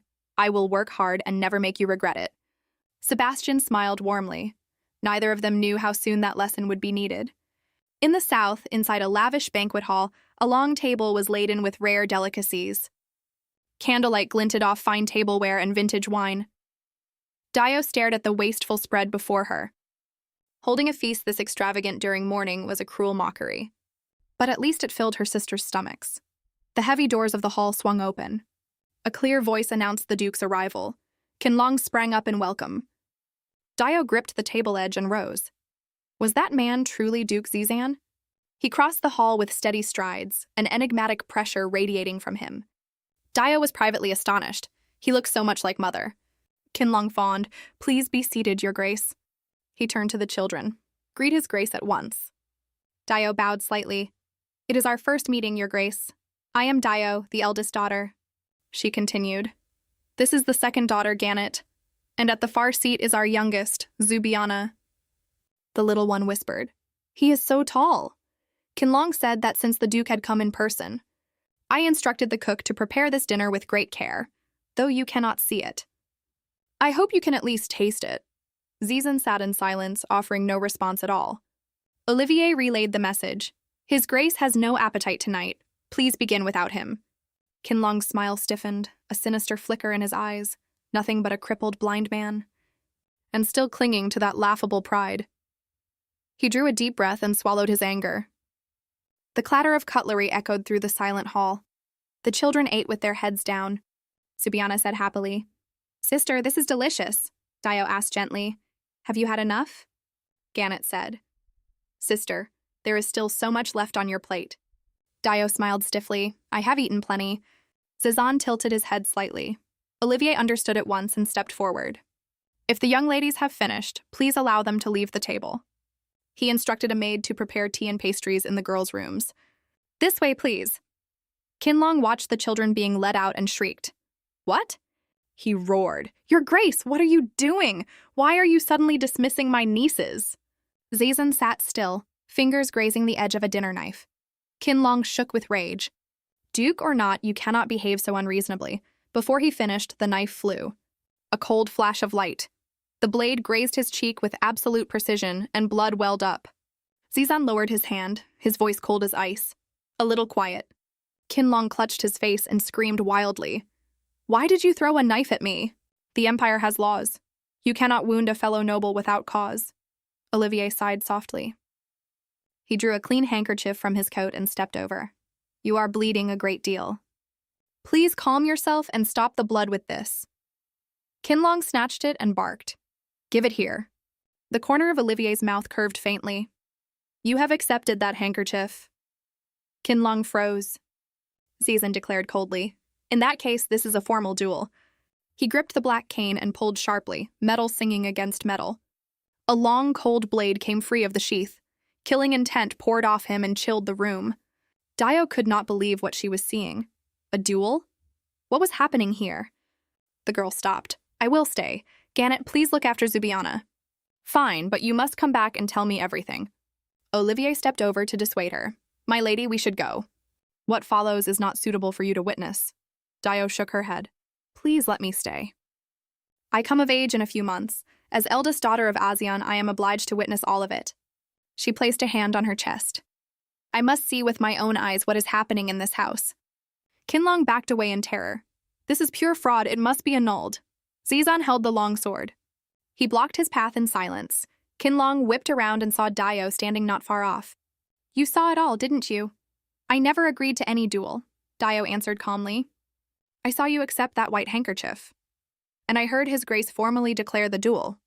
That is the proper procedure for a duel. Qinlong ground his teeth. How dare you? Zizan swung. In a blink, the point was at his throat. In a duel, one should never look away from the opponent. The freezing blade pressed against his skin.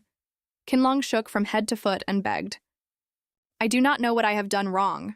but please forgive me." He fell to his knees, pleading for his life. "A man like me is not worthy to face the shield of the Empire." Zazan's voice was ice. "If you understand that so clearly and still dared to do what you did." Qinlong went white. Cold sweat ran down his cheeks. His grip on the sword tightened. His voice carried killing frost. "A worm like you, touching what is mine." Qinlong scrambled to defend himself. It was all a misunderstanding. Dio spoke up. "Please wait, Your Grace." Qinlong begged her desperately. "Dio, you know it was all a misunderstanding, don't you? Help me explain." Dio strode forward, her voice icy. "Where is Bezito?" Qinlong froze. Dio seized his collar and screamed in fury. "I asked where Bezito is. Give my brother back. I do not care whether you live or die. Just return my brother to me." Qinlong stammered. "I do not know. I have been searching for him too." Dio clenched her teeth. "You locked us up and starved us, and told us Bezito was with you. Now you dare say you do not know." The girl screamed, out of her mind. "I will kill you."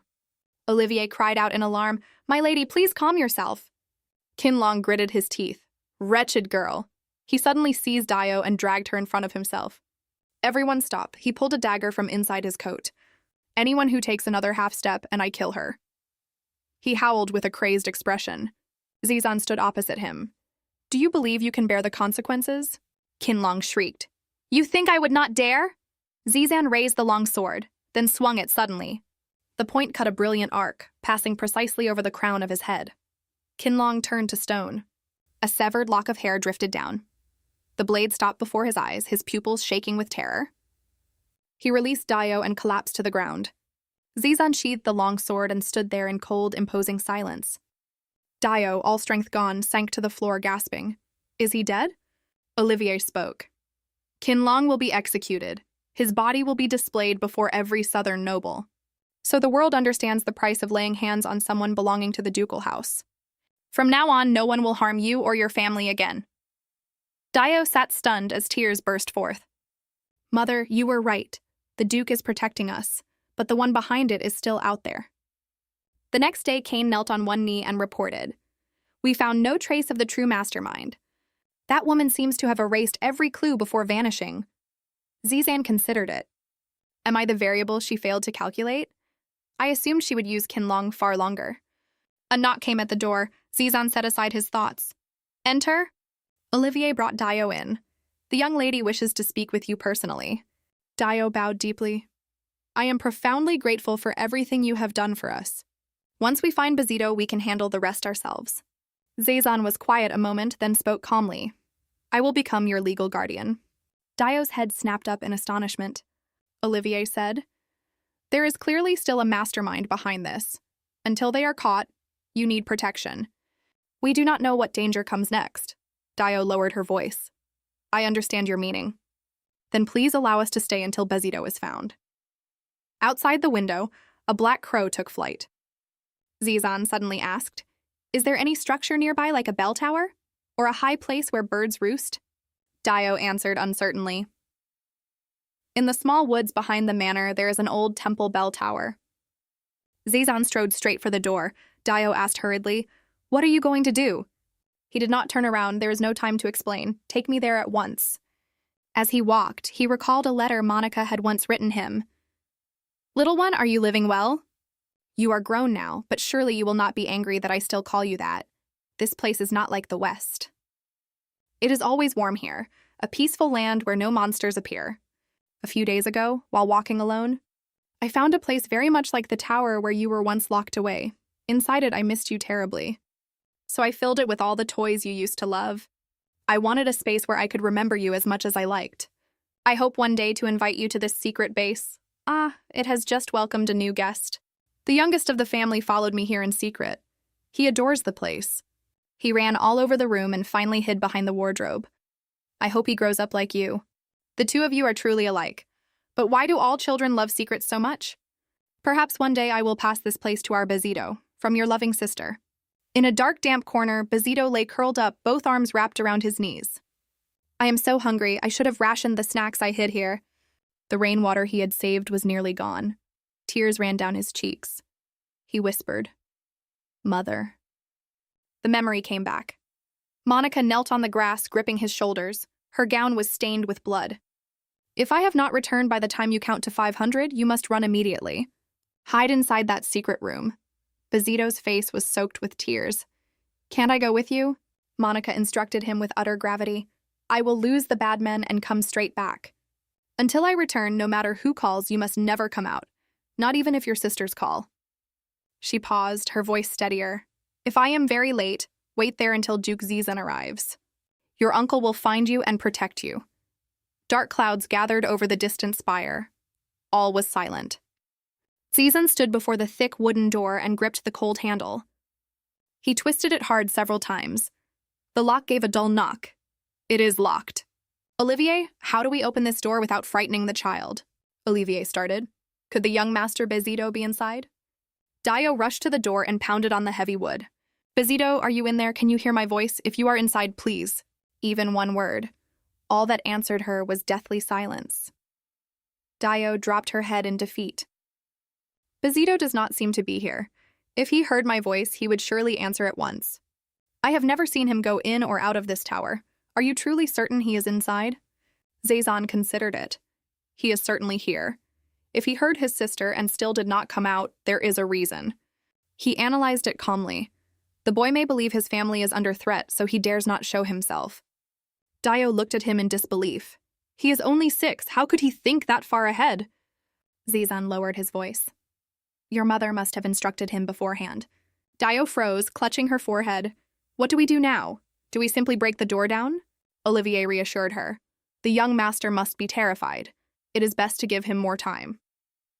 Zizan stayed silent. That child is likely exhausted from fear. He cannot hold out much longer. We absolutely cannot force the door. Doing so would only terrify him further.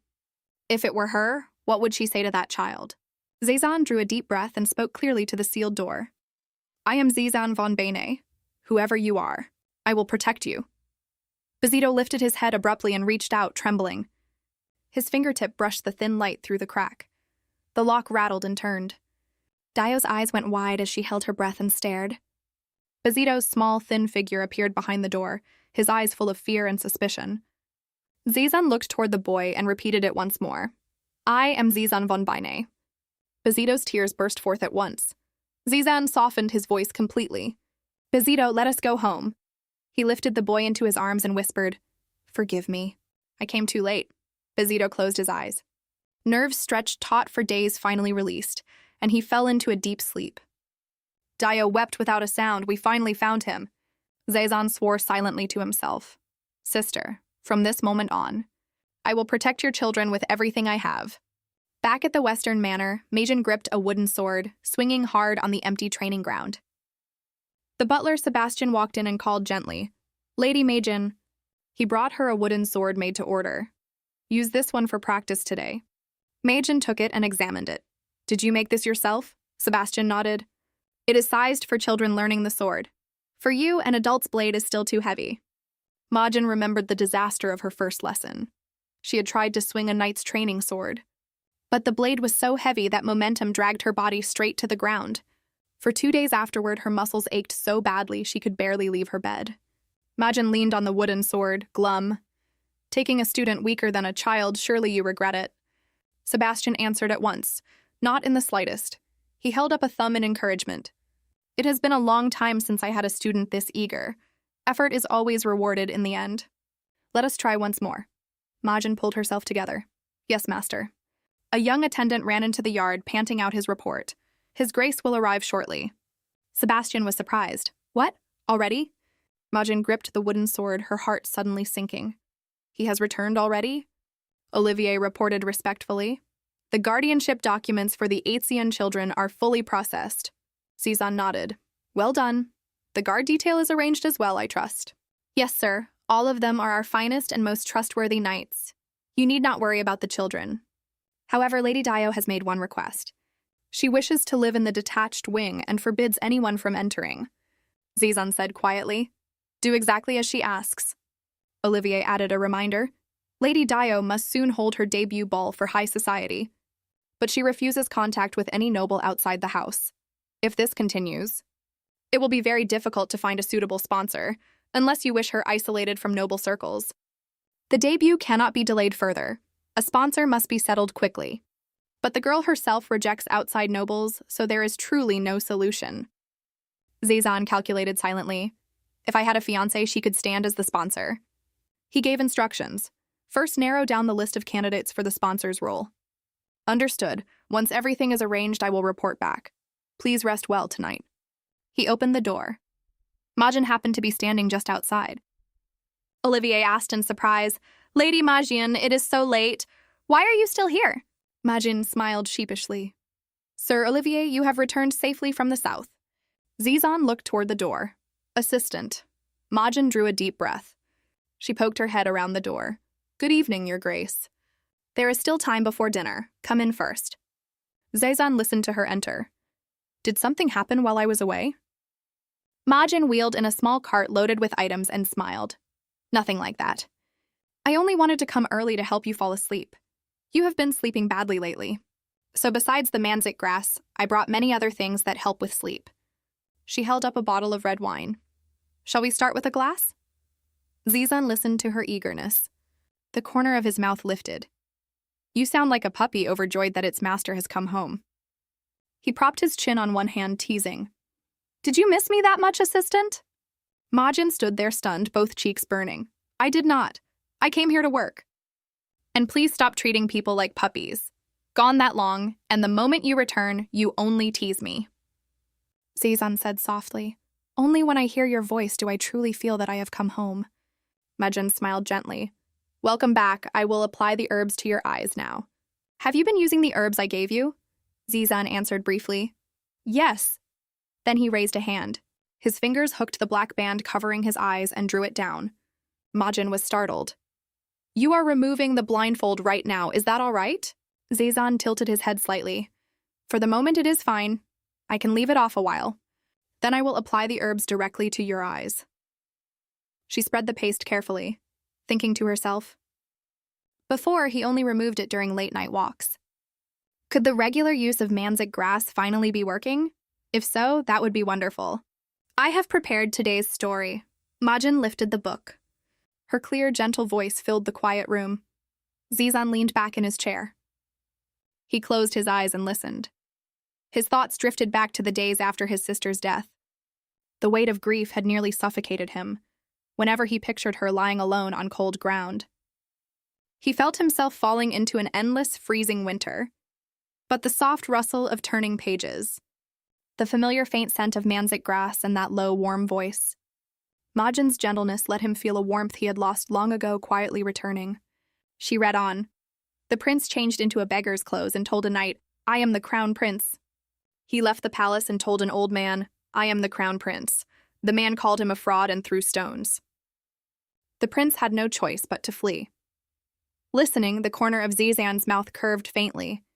True and false traded places, and the lie became the truth. Such is this life. The next morning, Zizan wore a calm expression, but his voice carried a gravity that allowed no doubt. Marry me, Lady Majin Sarkvan. Majin turned to stone. What did you say? Zizan asked again. How do you find life at the ducal manor? Majin answered. I live very comfortably, and I thank you for your care in every respect. He leaned forward slightly. So you are saying you like living here very much? Majin smiled. Yes, I truly do. Zizan was silent a moment, then said evenly, If you like it so much, then become my fiancé. Majin faltered, trying to ease the awkwardness. Your Grace, you are in a remarkably playful mood today. Let us stop there. Shall I fetch a report to read? Zizan asked back calmly. What is it that you want? Majin floundered, thrown by the sudden question. Zizan spoke slowly. Lady Majin Sarkvan. Majin jolted, her whole body going rigid.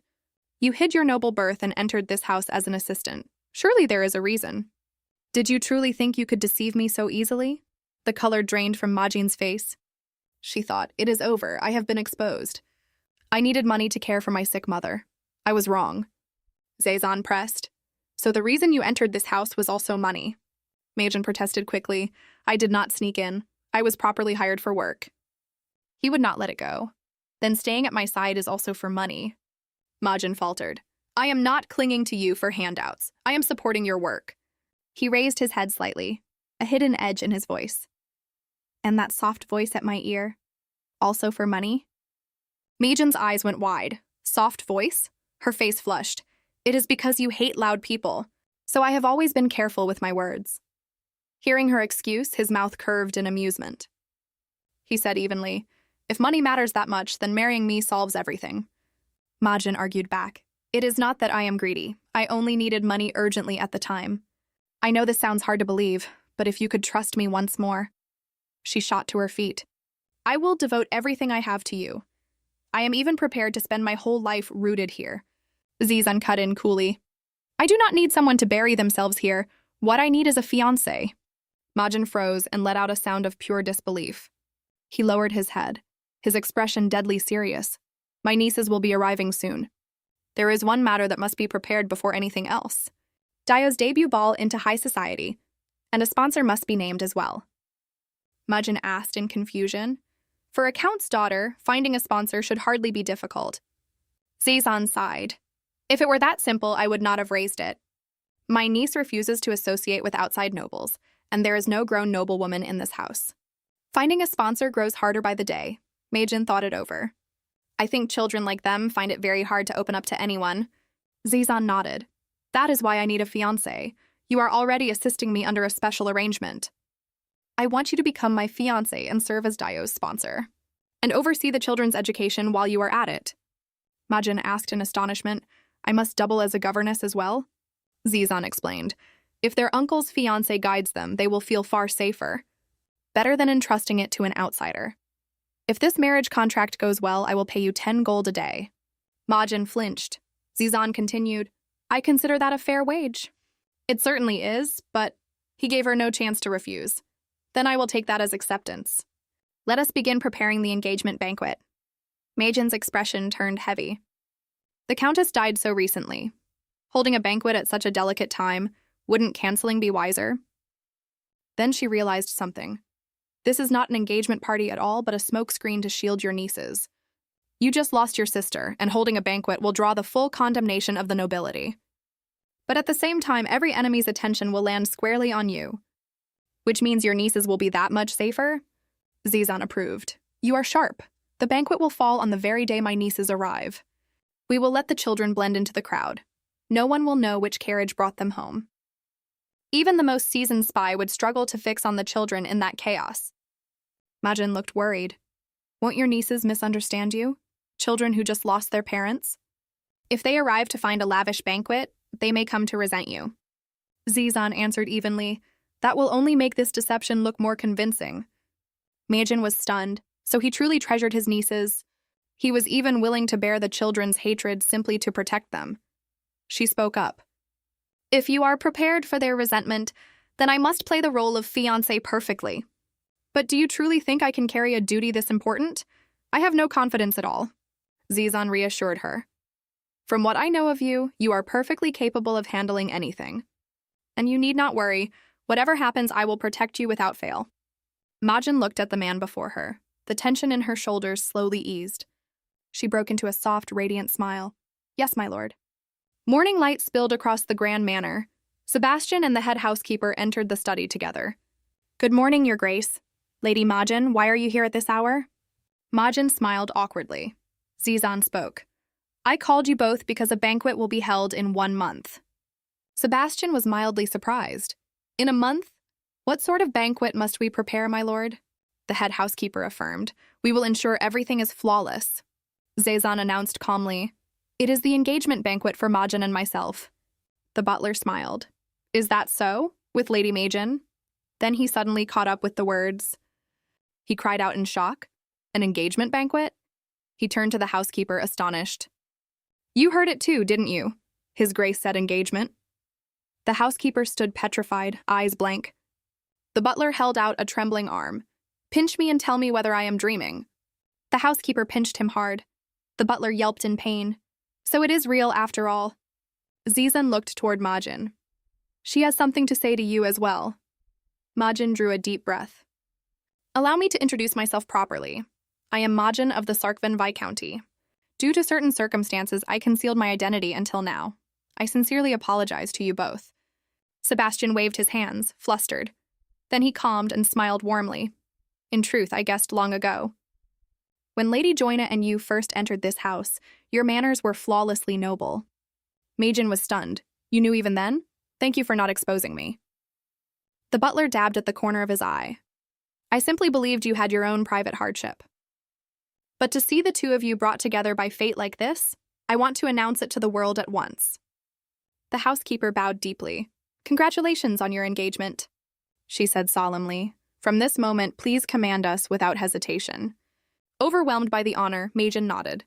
Yes, I understand. The butler asked. Your Grace, how wide should the invitations reach? Zizan clasped his hands under his chin, his voice calm but undeniable. Every noble in the West. The butler's eyes went round, the handkerchief nearly slipping from his fingers. All of them. Majin looked down. She had been so worried. Fortunately, they understood her reason for hiding her birth. But immediately afterward, she had to invent a new lie. Zizan's voice cut into her thoughts. Majin. She snapped back. Yes, Zizan instructed her. Be ready to go out tomorrow at noon, to avoid arousing suspicion. We must be seen in public. First, we will visit the atelier where the gowns were ordered. Majin caught on. I see, our first date. Zizan paused slightly. He repeated the word. Date. He lowered his head, covering his lips, and murmured. So this counts as a date. Majin watched him standing awkwardly at the desk. Zizan lifted his head, the faintest curve on his lips. That is right. This is a date. Majin stared at him blankly. Why does he seem so pleased? Does he like the word date that much? Then she remembered something. There is one more problem. I cannot ride in a carriage. May I ride ahead on horseback and meet you at the atelier? Zizan tilted his head. Is a carriage truly that difficult for you? Majin lowered her eyes, her voice quiet. In an enclosed space, I always feel as though I am being locked in. It frightens me, Zizan answered evenly. Then do as you wish. Go on ahead. Majin exhaled in relief and smiled brightly. Then I will see you at the shop tomorrow. The next day, the atelier's bell rang out brightly. The designer Idra Surmi heard it and turned around. She exclaimed in surprise, Oh my, Lady Majin. Majin stepped in and greeted her politely. Hello. Idra hurried over. If you needed anything, you had only to summon us to the manor. Majin spoke urgently. I need one gown very urgently. Idra looked surprised. I am already making your gowns. Do you want yet another one? Please pause the earlier dresses and prioritize what I am asking for today. Can it be done within a month? Idra looked troubled. What sort of gown could possibly warrant a request this urgent? Majin faltered, cheeks flushing, and stammered, Well, the thing is... The atelier's front door was suddenly flung open with a bang. Majin turned, startled. A noblewoman in a lavish brown gown stormed in, radiating fury. Idra said quietly to Majin, My lady, please wait a moment. She drew a deep breath. She replaced her expression with a professional smile and went to greet the customer. Is something the matter? The lady furiously flung a gown out in front of her. Look at this dress yourself. My daughter wore it to a tea party. It suddenly tore open and humiliated her. Do you people pay no attention at all? Idri stepped over calmly and examined the gown on the floor. The tear was unnaturally clean. Not a seam bursting, but something sharp cutting it deliberately. She straightened up. I do not recall selling you this dress. I once advised that it did not suit you. Your friend bought it afterward. If so, why is your daughter wearing it? The young woman argued brazenly. I bought it back from that friend, so it is mine. Idri considered a moment, then answered coolly, I truly never sold this dress to you. But since you have worn my work, I will treat you as a customer. What compensation do you want? The young woman raised a hand and pointed at a magnificent gown on the display rack. Give me that dress. Idris spun around to look. Majin looked too and her stomach dropped. Wasn't that the very gown she had commissioned? The young woman declared arrogantly, One dress is hardly enough for the humiliation I suffered. But I am in a good mood today, so I will be lenient. Just give me that dress, and we are done. Idri folded her arms, her gaze cold as she refused. My lady, I am very sorry. The only compensation I can offer is the original price of the old dress. The lady exploded in rage. Do you have any idea who I am? I am Solin, Countess. Do you wish to stay in business here or not? The daughter feigned magnanimity. Let it go, mother. Just take that dress and end this. The noblewoman sighed. My daughter is far too kind-hearted. Idra did not budge an inch. That is not possible. That gown is already reserved. I cannot hand it over. As I said, I can only refund you. The Countess howled. Then contact whoever reserved it and tell them to cancel. Majin stepped forward. 1 moment, please. The Countess whirled around. And who are you? Can you not see we are speaking? Majin met her glare calmly. I am the one who commissioned that gown, and I do not intend to give it up. Exactly as the designer said. Please accept the compensation at the original price of that torn dress, then leave. The Countess jabbed a finger at her. And what are you to point fingers at me? Majin bowed slightly. Greetings, Countess. I am Majin of the Sarkvan Viscounty. The Countess sneered. Does a Viscounty by that name even exist? The daughter scoffed.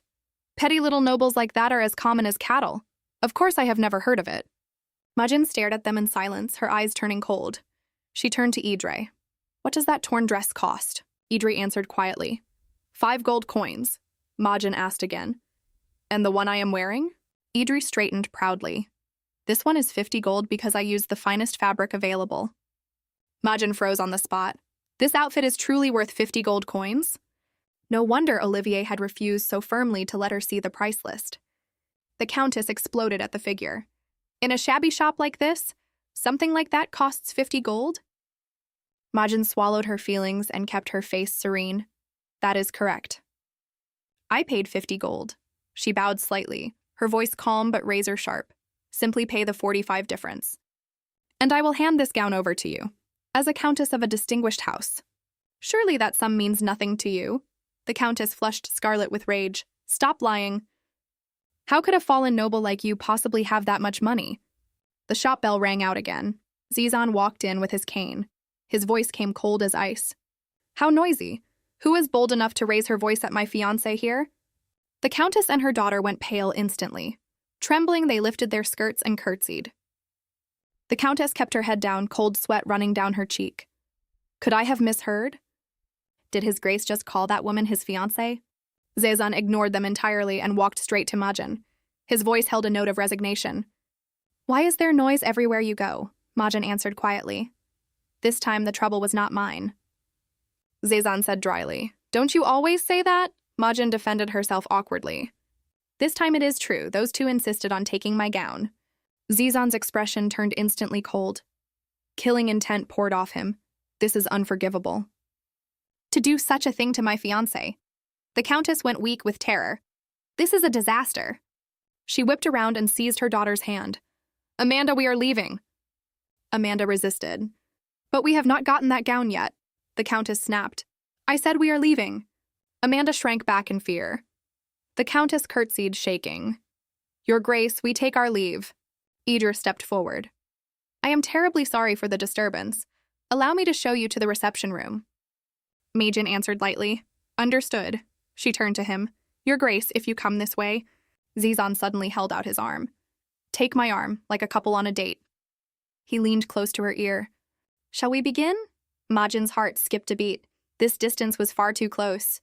The faintest smile ghosted across his lips. This way you will not have to keep giving me directions. Let us go. Sunset stained the whole horizon. Maple leaves burned red in the evening light. Majin was exhausted. She thought back to the scene in the atelier. The designer had circled them both in excitement. Congratulations on your engagement. Do not worry about the gowns, Zizan added dryly. Set the budget at the highest possible limit. After that, Idris seemed to have no concept of fatigue. She kept producing designs for Majin to choose from. The rumor will spread quickly now. The whole way out of the shop, I felt countless eyes on us. Zizan noticed the change in her. He asked gently, Are you very tired? Majin answered hesitantly, being watched at this level. For me, it is still the first time. The setting sun glittered across the rippling lake. Majin sighed in wonder. She hurried to the railing. There is a lake inside this park? Zizan answered. That is Lake Hendra. Majin turned to ask, Have you ever been here before? I came once as a child, with my sister. Majin apologized, flustered. Forgive me, that was a thoughtless question. There is nothing to apologize for. Even though she is gone, I will always remember her. A light wind moved through the trees, and the maple leaves rustled. Majin murmured. What a pity. Your eyes were injured, so you must hide that beautiful color. Zizan leaned down. Are you trying to seduce me again? Why would you say that out of nowhere? The sudden closeness turned her face bright red. Embarrassment turned to indignation. When exactly did I seduce you? If you keep misreading my good intentions like this, I will find it very troubling. Zizan let out a small laugh and then broke into open, hearty laughter. Majin stared at him. This was the first time she had seen the Duke laugh so freely. So he was capable of smiling that brightly after all. Zizan reined in his laughter, his voice softening. If the color of my eyes can make my fiancé happy, then perhaps from now on I should show them to you more often. Majin was startled. Is that truly all right? My eyes are far better than before. Even if outsiders call this a monster's eye color, it hardly matters. Majin smiled warmly. Hearing you are improving makes me truly happy. Zizan stood in the last of the sunset. A gentle smile touched his lips. I am your fiancé after all. Shouldn't you call me by name? Majin turned to stone. Call his grace by name? She fumbled. How could I dare use your given name? Zizan smiled. I will not have you executed over a form of address, so say my name. Majin fell silent for a while. At last she gathered her courage and spoke. Zizan. He looked at her, the corner of his mouth lifting. I never imagined it. That I would hear my own name in your voice. Joina wore a look of utter disbelief. What did you just say? Engaged to the Duke? Majin hurried over with a cup of water. Mother, please calm down first. Joina took the cup, still shaken. Majin said, You must have been startled too. Joina set the cup down hard and asked in deep anxiety, Does he know who we really are? Majin confirmed it. He knows, and he fully understands my situation. I handled the assistant's work well, so he has quietly cared for me all along. Majin covered her flushed face, her voice shrinking. He said he fell in love with me at first sight. Joina covered her mouth and let out a startled cry. Good heavens. Majin kept spinning the lie. On this trip to the south, he thought of me constantly.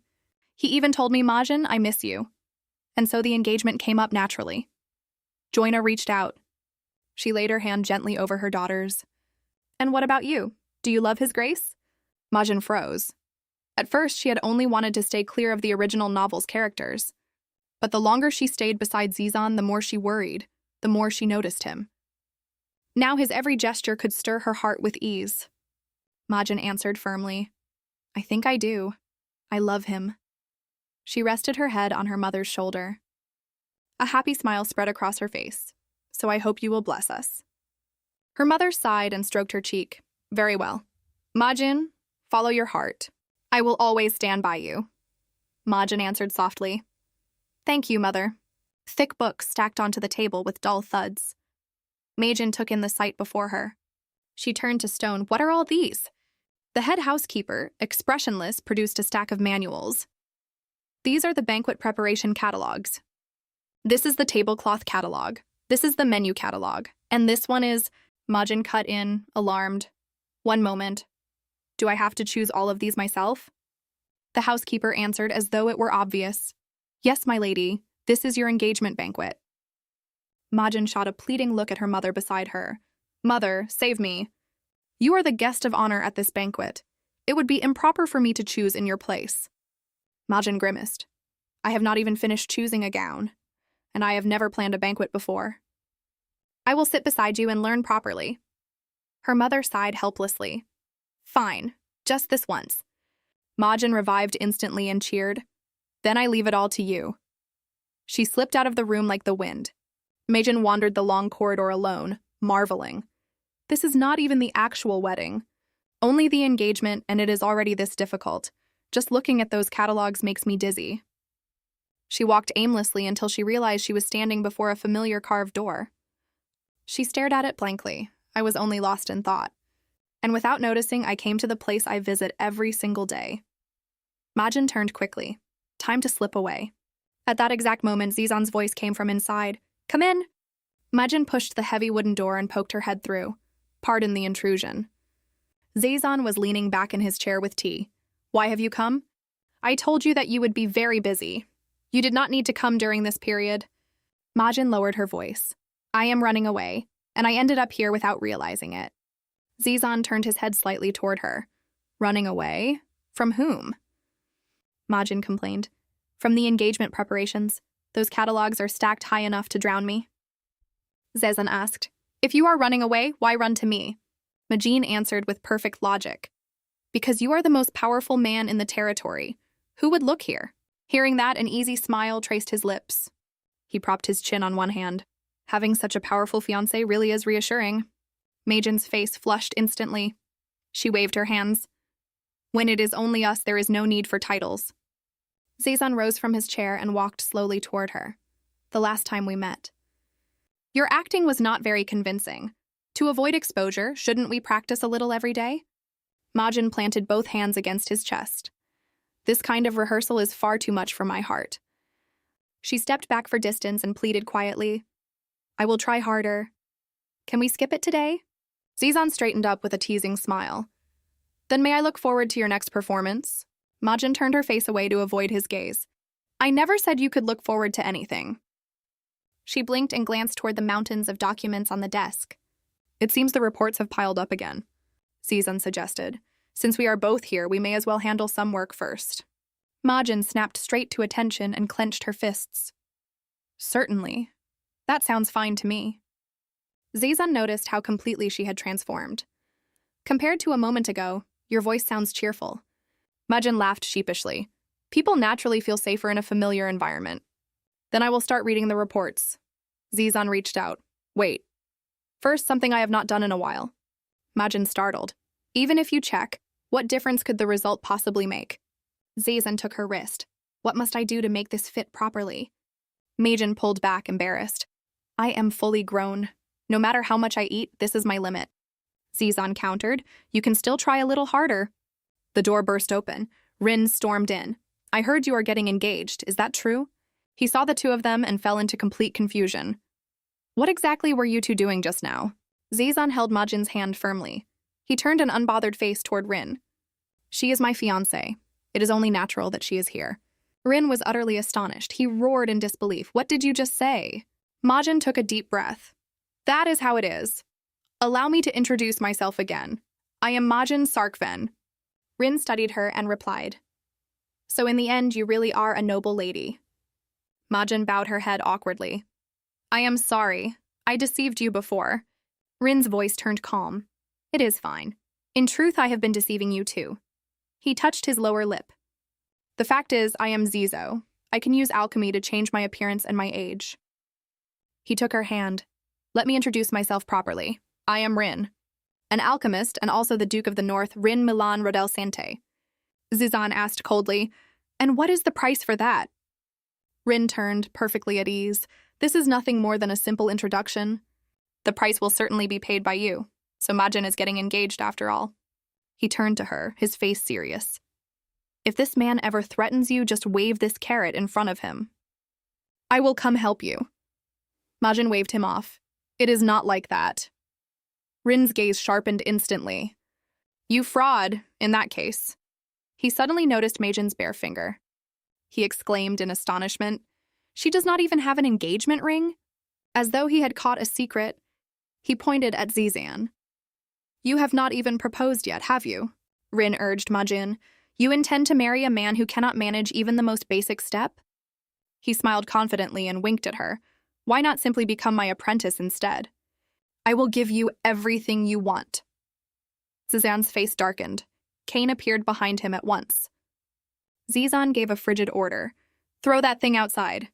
Cain nodded. Rin spun around in a hurry. He strode toward the door. "Enough, I will see myself out." The door slammed shut. The room fell quiet again. Zizan propped his chin on one hand and murmured, "A ring." Inside the grand manor, Luno strode in. He bowed slightly. "My greetings, Your Grace. As you requested, I have selected 100 rings crafted from the finest materials." Majin stared at the field of glittering rings in every color. She covered her mouth in astonishment. "They are truly beautiful." Zizan tilted his head. "Do you like any of them?" Majin hesitated, reminding herself of something. "Do not forget, I must act like a woman deeply in love." She switched to a bashful expression. She used a sweet, coaxing tone. "There are so many jewels here. I cannot possibly choose. Handsome Zizan, would you choose one for me?" The room went silent. Her smile froze on her face. She realized a serious problem. This is a disaster. The Duke cannot see. How can he choose a ring? Zizan could not hold back a laugh. He covered his mouth and answered playfully. That is rather difficult. After all, I cannot see. Majin's face turned scarlet. She was so mortified she wished a crack would open and swallow her. Zizan turned toward Luno. Can you recommend a ring suited to my fiancé? How does this one look, my lord? He opened a fine velvet case. Inside was a ring set with aquamarine. Sea blue gemstone, an elegant and ethereal design, evoking the faintest drifting fragrance. The moment I heard your fiancé's name, this ring came straight to mind. Majin accepted the case with both hands, gazing at the clear gem, and let out a soft sigh. Seeing her expression change, Luno asked awkwardly, Do you dislike it? Shall I bring another? Majin answered quietly, It is lovely. It only reminds me of old times. My mother adored this stone. My late father often gave her jewels like this. Zizan tilted his head. Then let that be your ring. Using the stone your parents loved as the token will surely mean far more. Majin lowered her eyes and answered softly, Yes. Zizan reached out.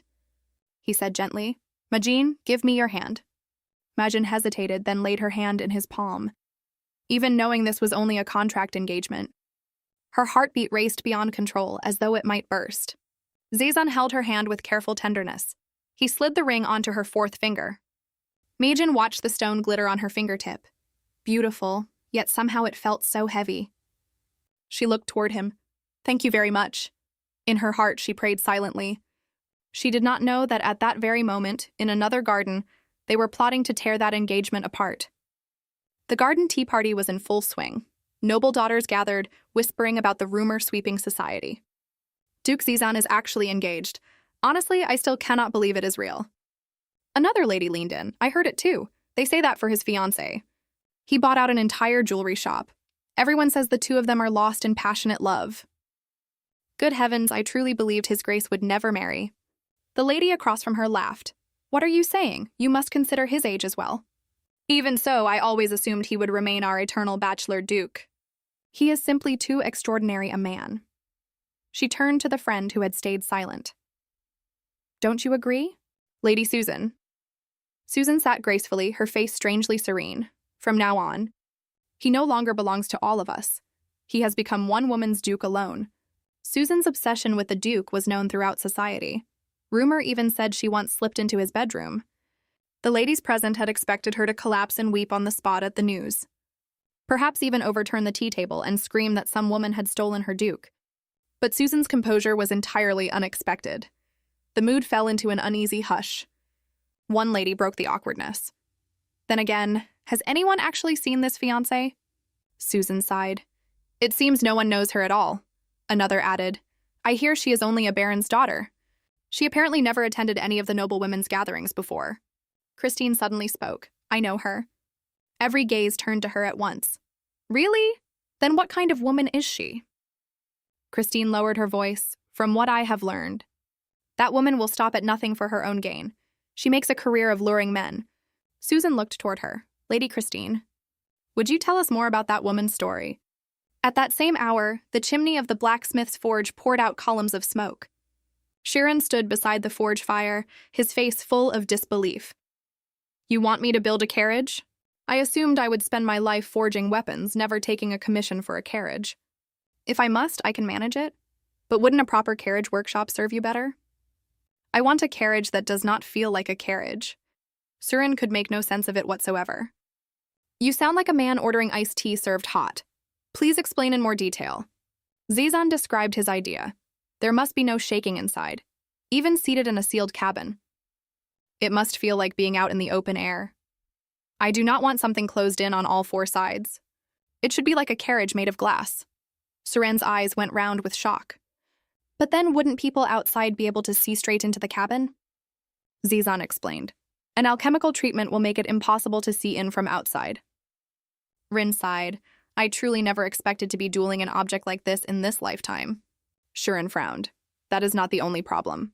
However strong glass is, once wood or stone scrapes it, it shatters into powder in an instant. Zizan asked calmly, what if we use diamond instead of glass? Shirin jolted in horror. Did you say diamond? Back home, even the emperor lives in a palace of gold. And you want something many times costlier than gold for a carriage. What is that phrase again? I remember hearing it once. Rin, standing aside, supplied it reluctantly, spending money like water. Shuren brightened. That is it. Spending money like water. Your Grace, you have illustrated that phrase to absolute perfection. Zizan fell silent. Surin asked timidly, "Did I say something wrong? I am a foreigner, after all." The imperial tongue is quite hard to learn. Rin covered his mouth, barely holding in laughter. Perfectly put. Shuren scratched his head, still baffled. But why would you want such a strange carriage at all?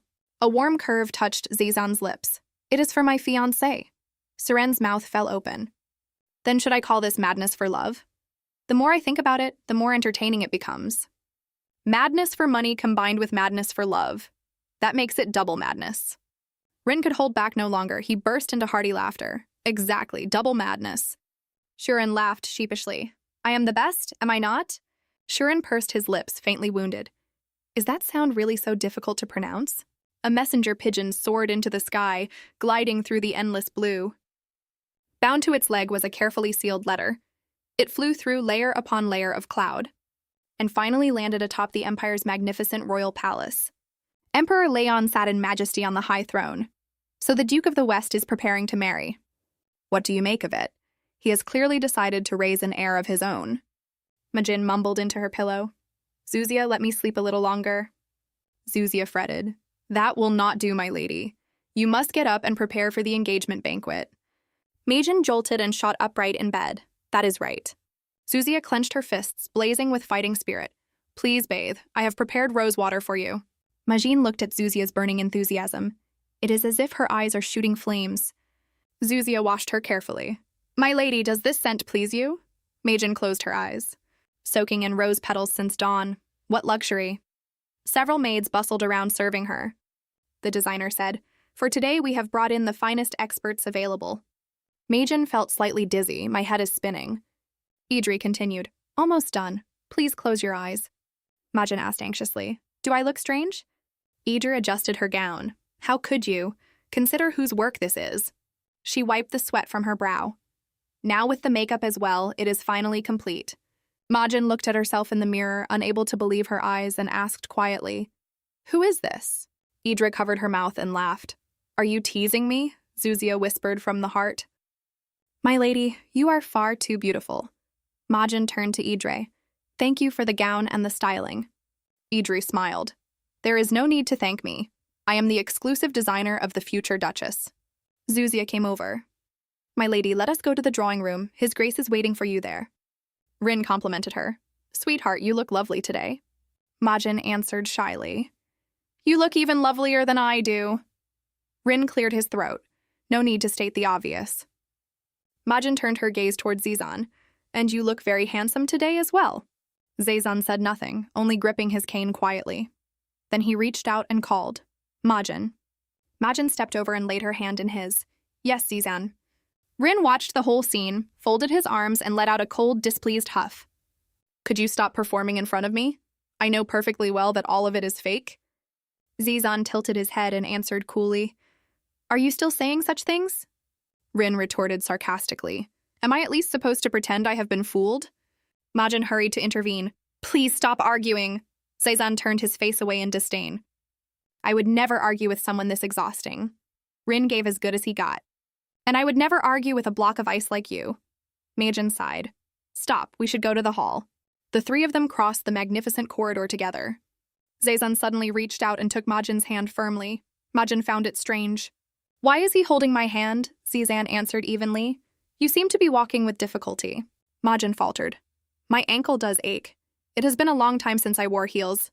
She wondered silently. How on earth did His Grace know? She broke into a radiant smile. It seems I will never be able to hide anything from you. Night fell. The manor blazed with light, and the engagement banquet formally opened in the great hall. Guests held their glasses, murmuring throughout the hall. A noblewoman asked. Heavens, did you all see? A guest replied. Do you mean the scene at the entrance? Several distinguished ladies gathered, eagerly discussing the extravagance of the banquet. Those tiered champagne towers are all the work of O'Hara, and there is Burya wine as well. They say that vintage has become nearly impossible to find lately. And that painting on the wall, surely that is a work by Siren. One lady sighed. What an extravagant banquet. His Grace must dote on his fiancé enormously. She fanned herself and added, Speaking of the fiancé, have you all heard the rumor? A clear announcement rang through the hall. The crowd stopped talking and turned toward the raised platform. The herald called out, Duke Zazan von Bene and his fiancée, Lady Majin Sarkven, now entering. Zazan stood on the staircase and introduced her formally. This is my fiancée, Majin Sarkven. She is precious to me, so I ask that you treat her exactly as you would treat me. Majin lifted her skirt gracefully and curtsied. I am Majin of the Sarkven Viscounty. Thank you all sincerely. Please enjoy the evening fully. Enthusiastic applause thundered around them. Majin let her shoulders drop and sighed. I am going to collapse. The guests kept coming without pause.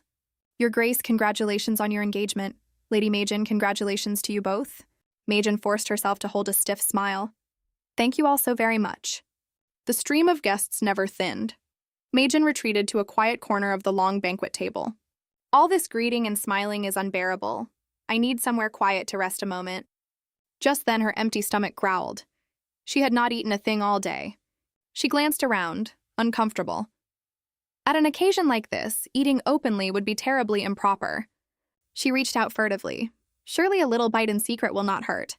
She hid half her face behind her folded fan and chewed with deep satisfaction. Delicious. Still not satisfied, she eyed another plate. Not far away, several noble women watched her coldly. Susan hid half her face behind a fan, her eyes full of jealousy and ice. That low-born woman. And she dared to steal the place beside his Grace. A man was walking straight toward Majin. The crowd murmured, Why is he heading that way? He seems very interested in the Duke's fiancée. Christine watched that man in silence, her eyes full of hostility, her body trembling with anger. Susan gave a provoking smile. Lady Christine, you mentioned something last time, didn't you? You said the Duke's fiancée is the sort of woman who lures men for her own gain. She held out a glass of red wine. Take this glass. It is something you may need later. Christine hesitated and accepted it. What is this? Susan lowered her voice and coaxed. Let me tell you, all of this is for your happiness. Tear the mask off that woman. The corner of her mouth curled into a venomous smile. Just do exactly as I say. And the woman who stole everything from you will vanish. That glass is waiting for Majin. And in this entire hall, not one person knows who she truly is.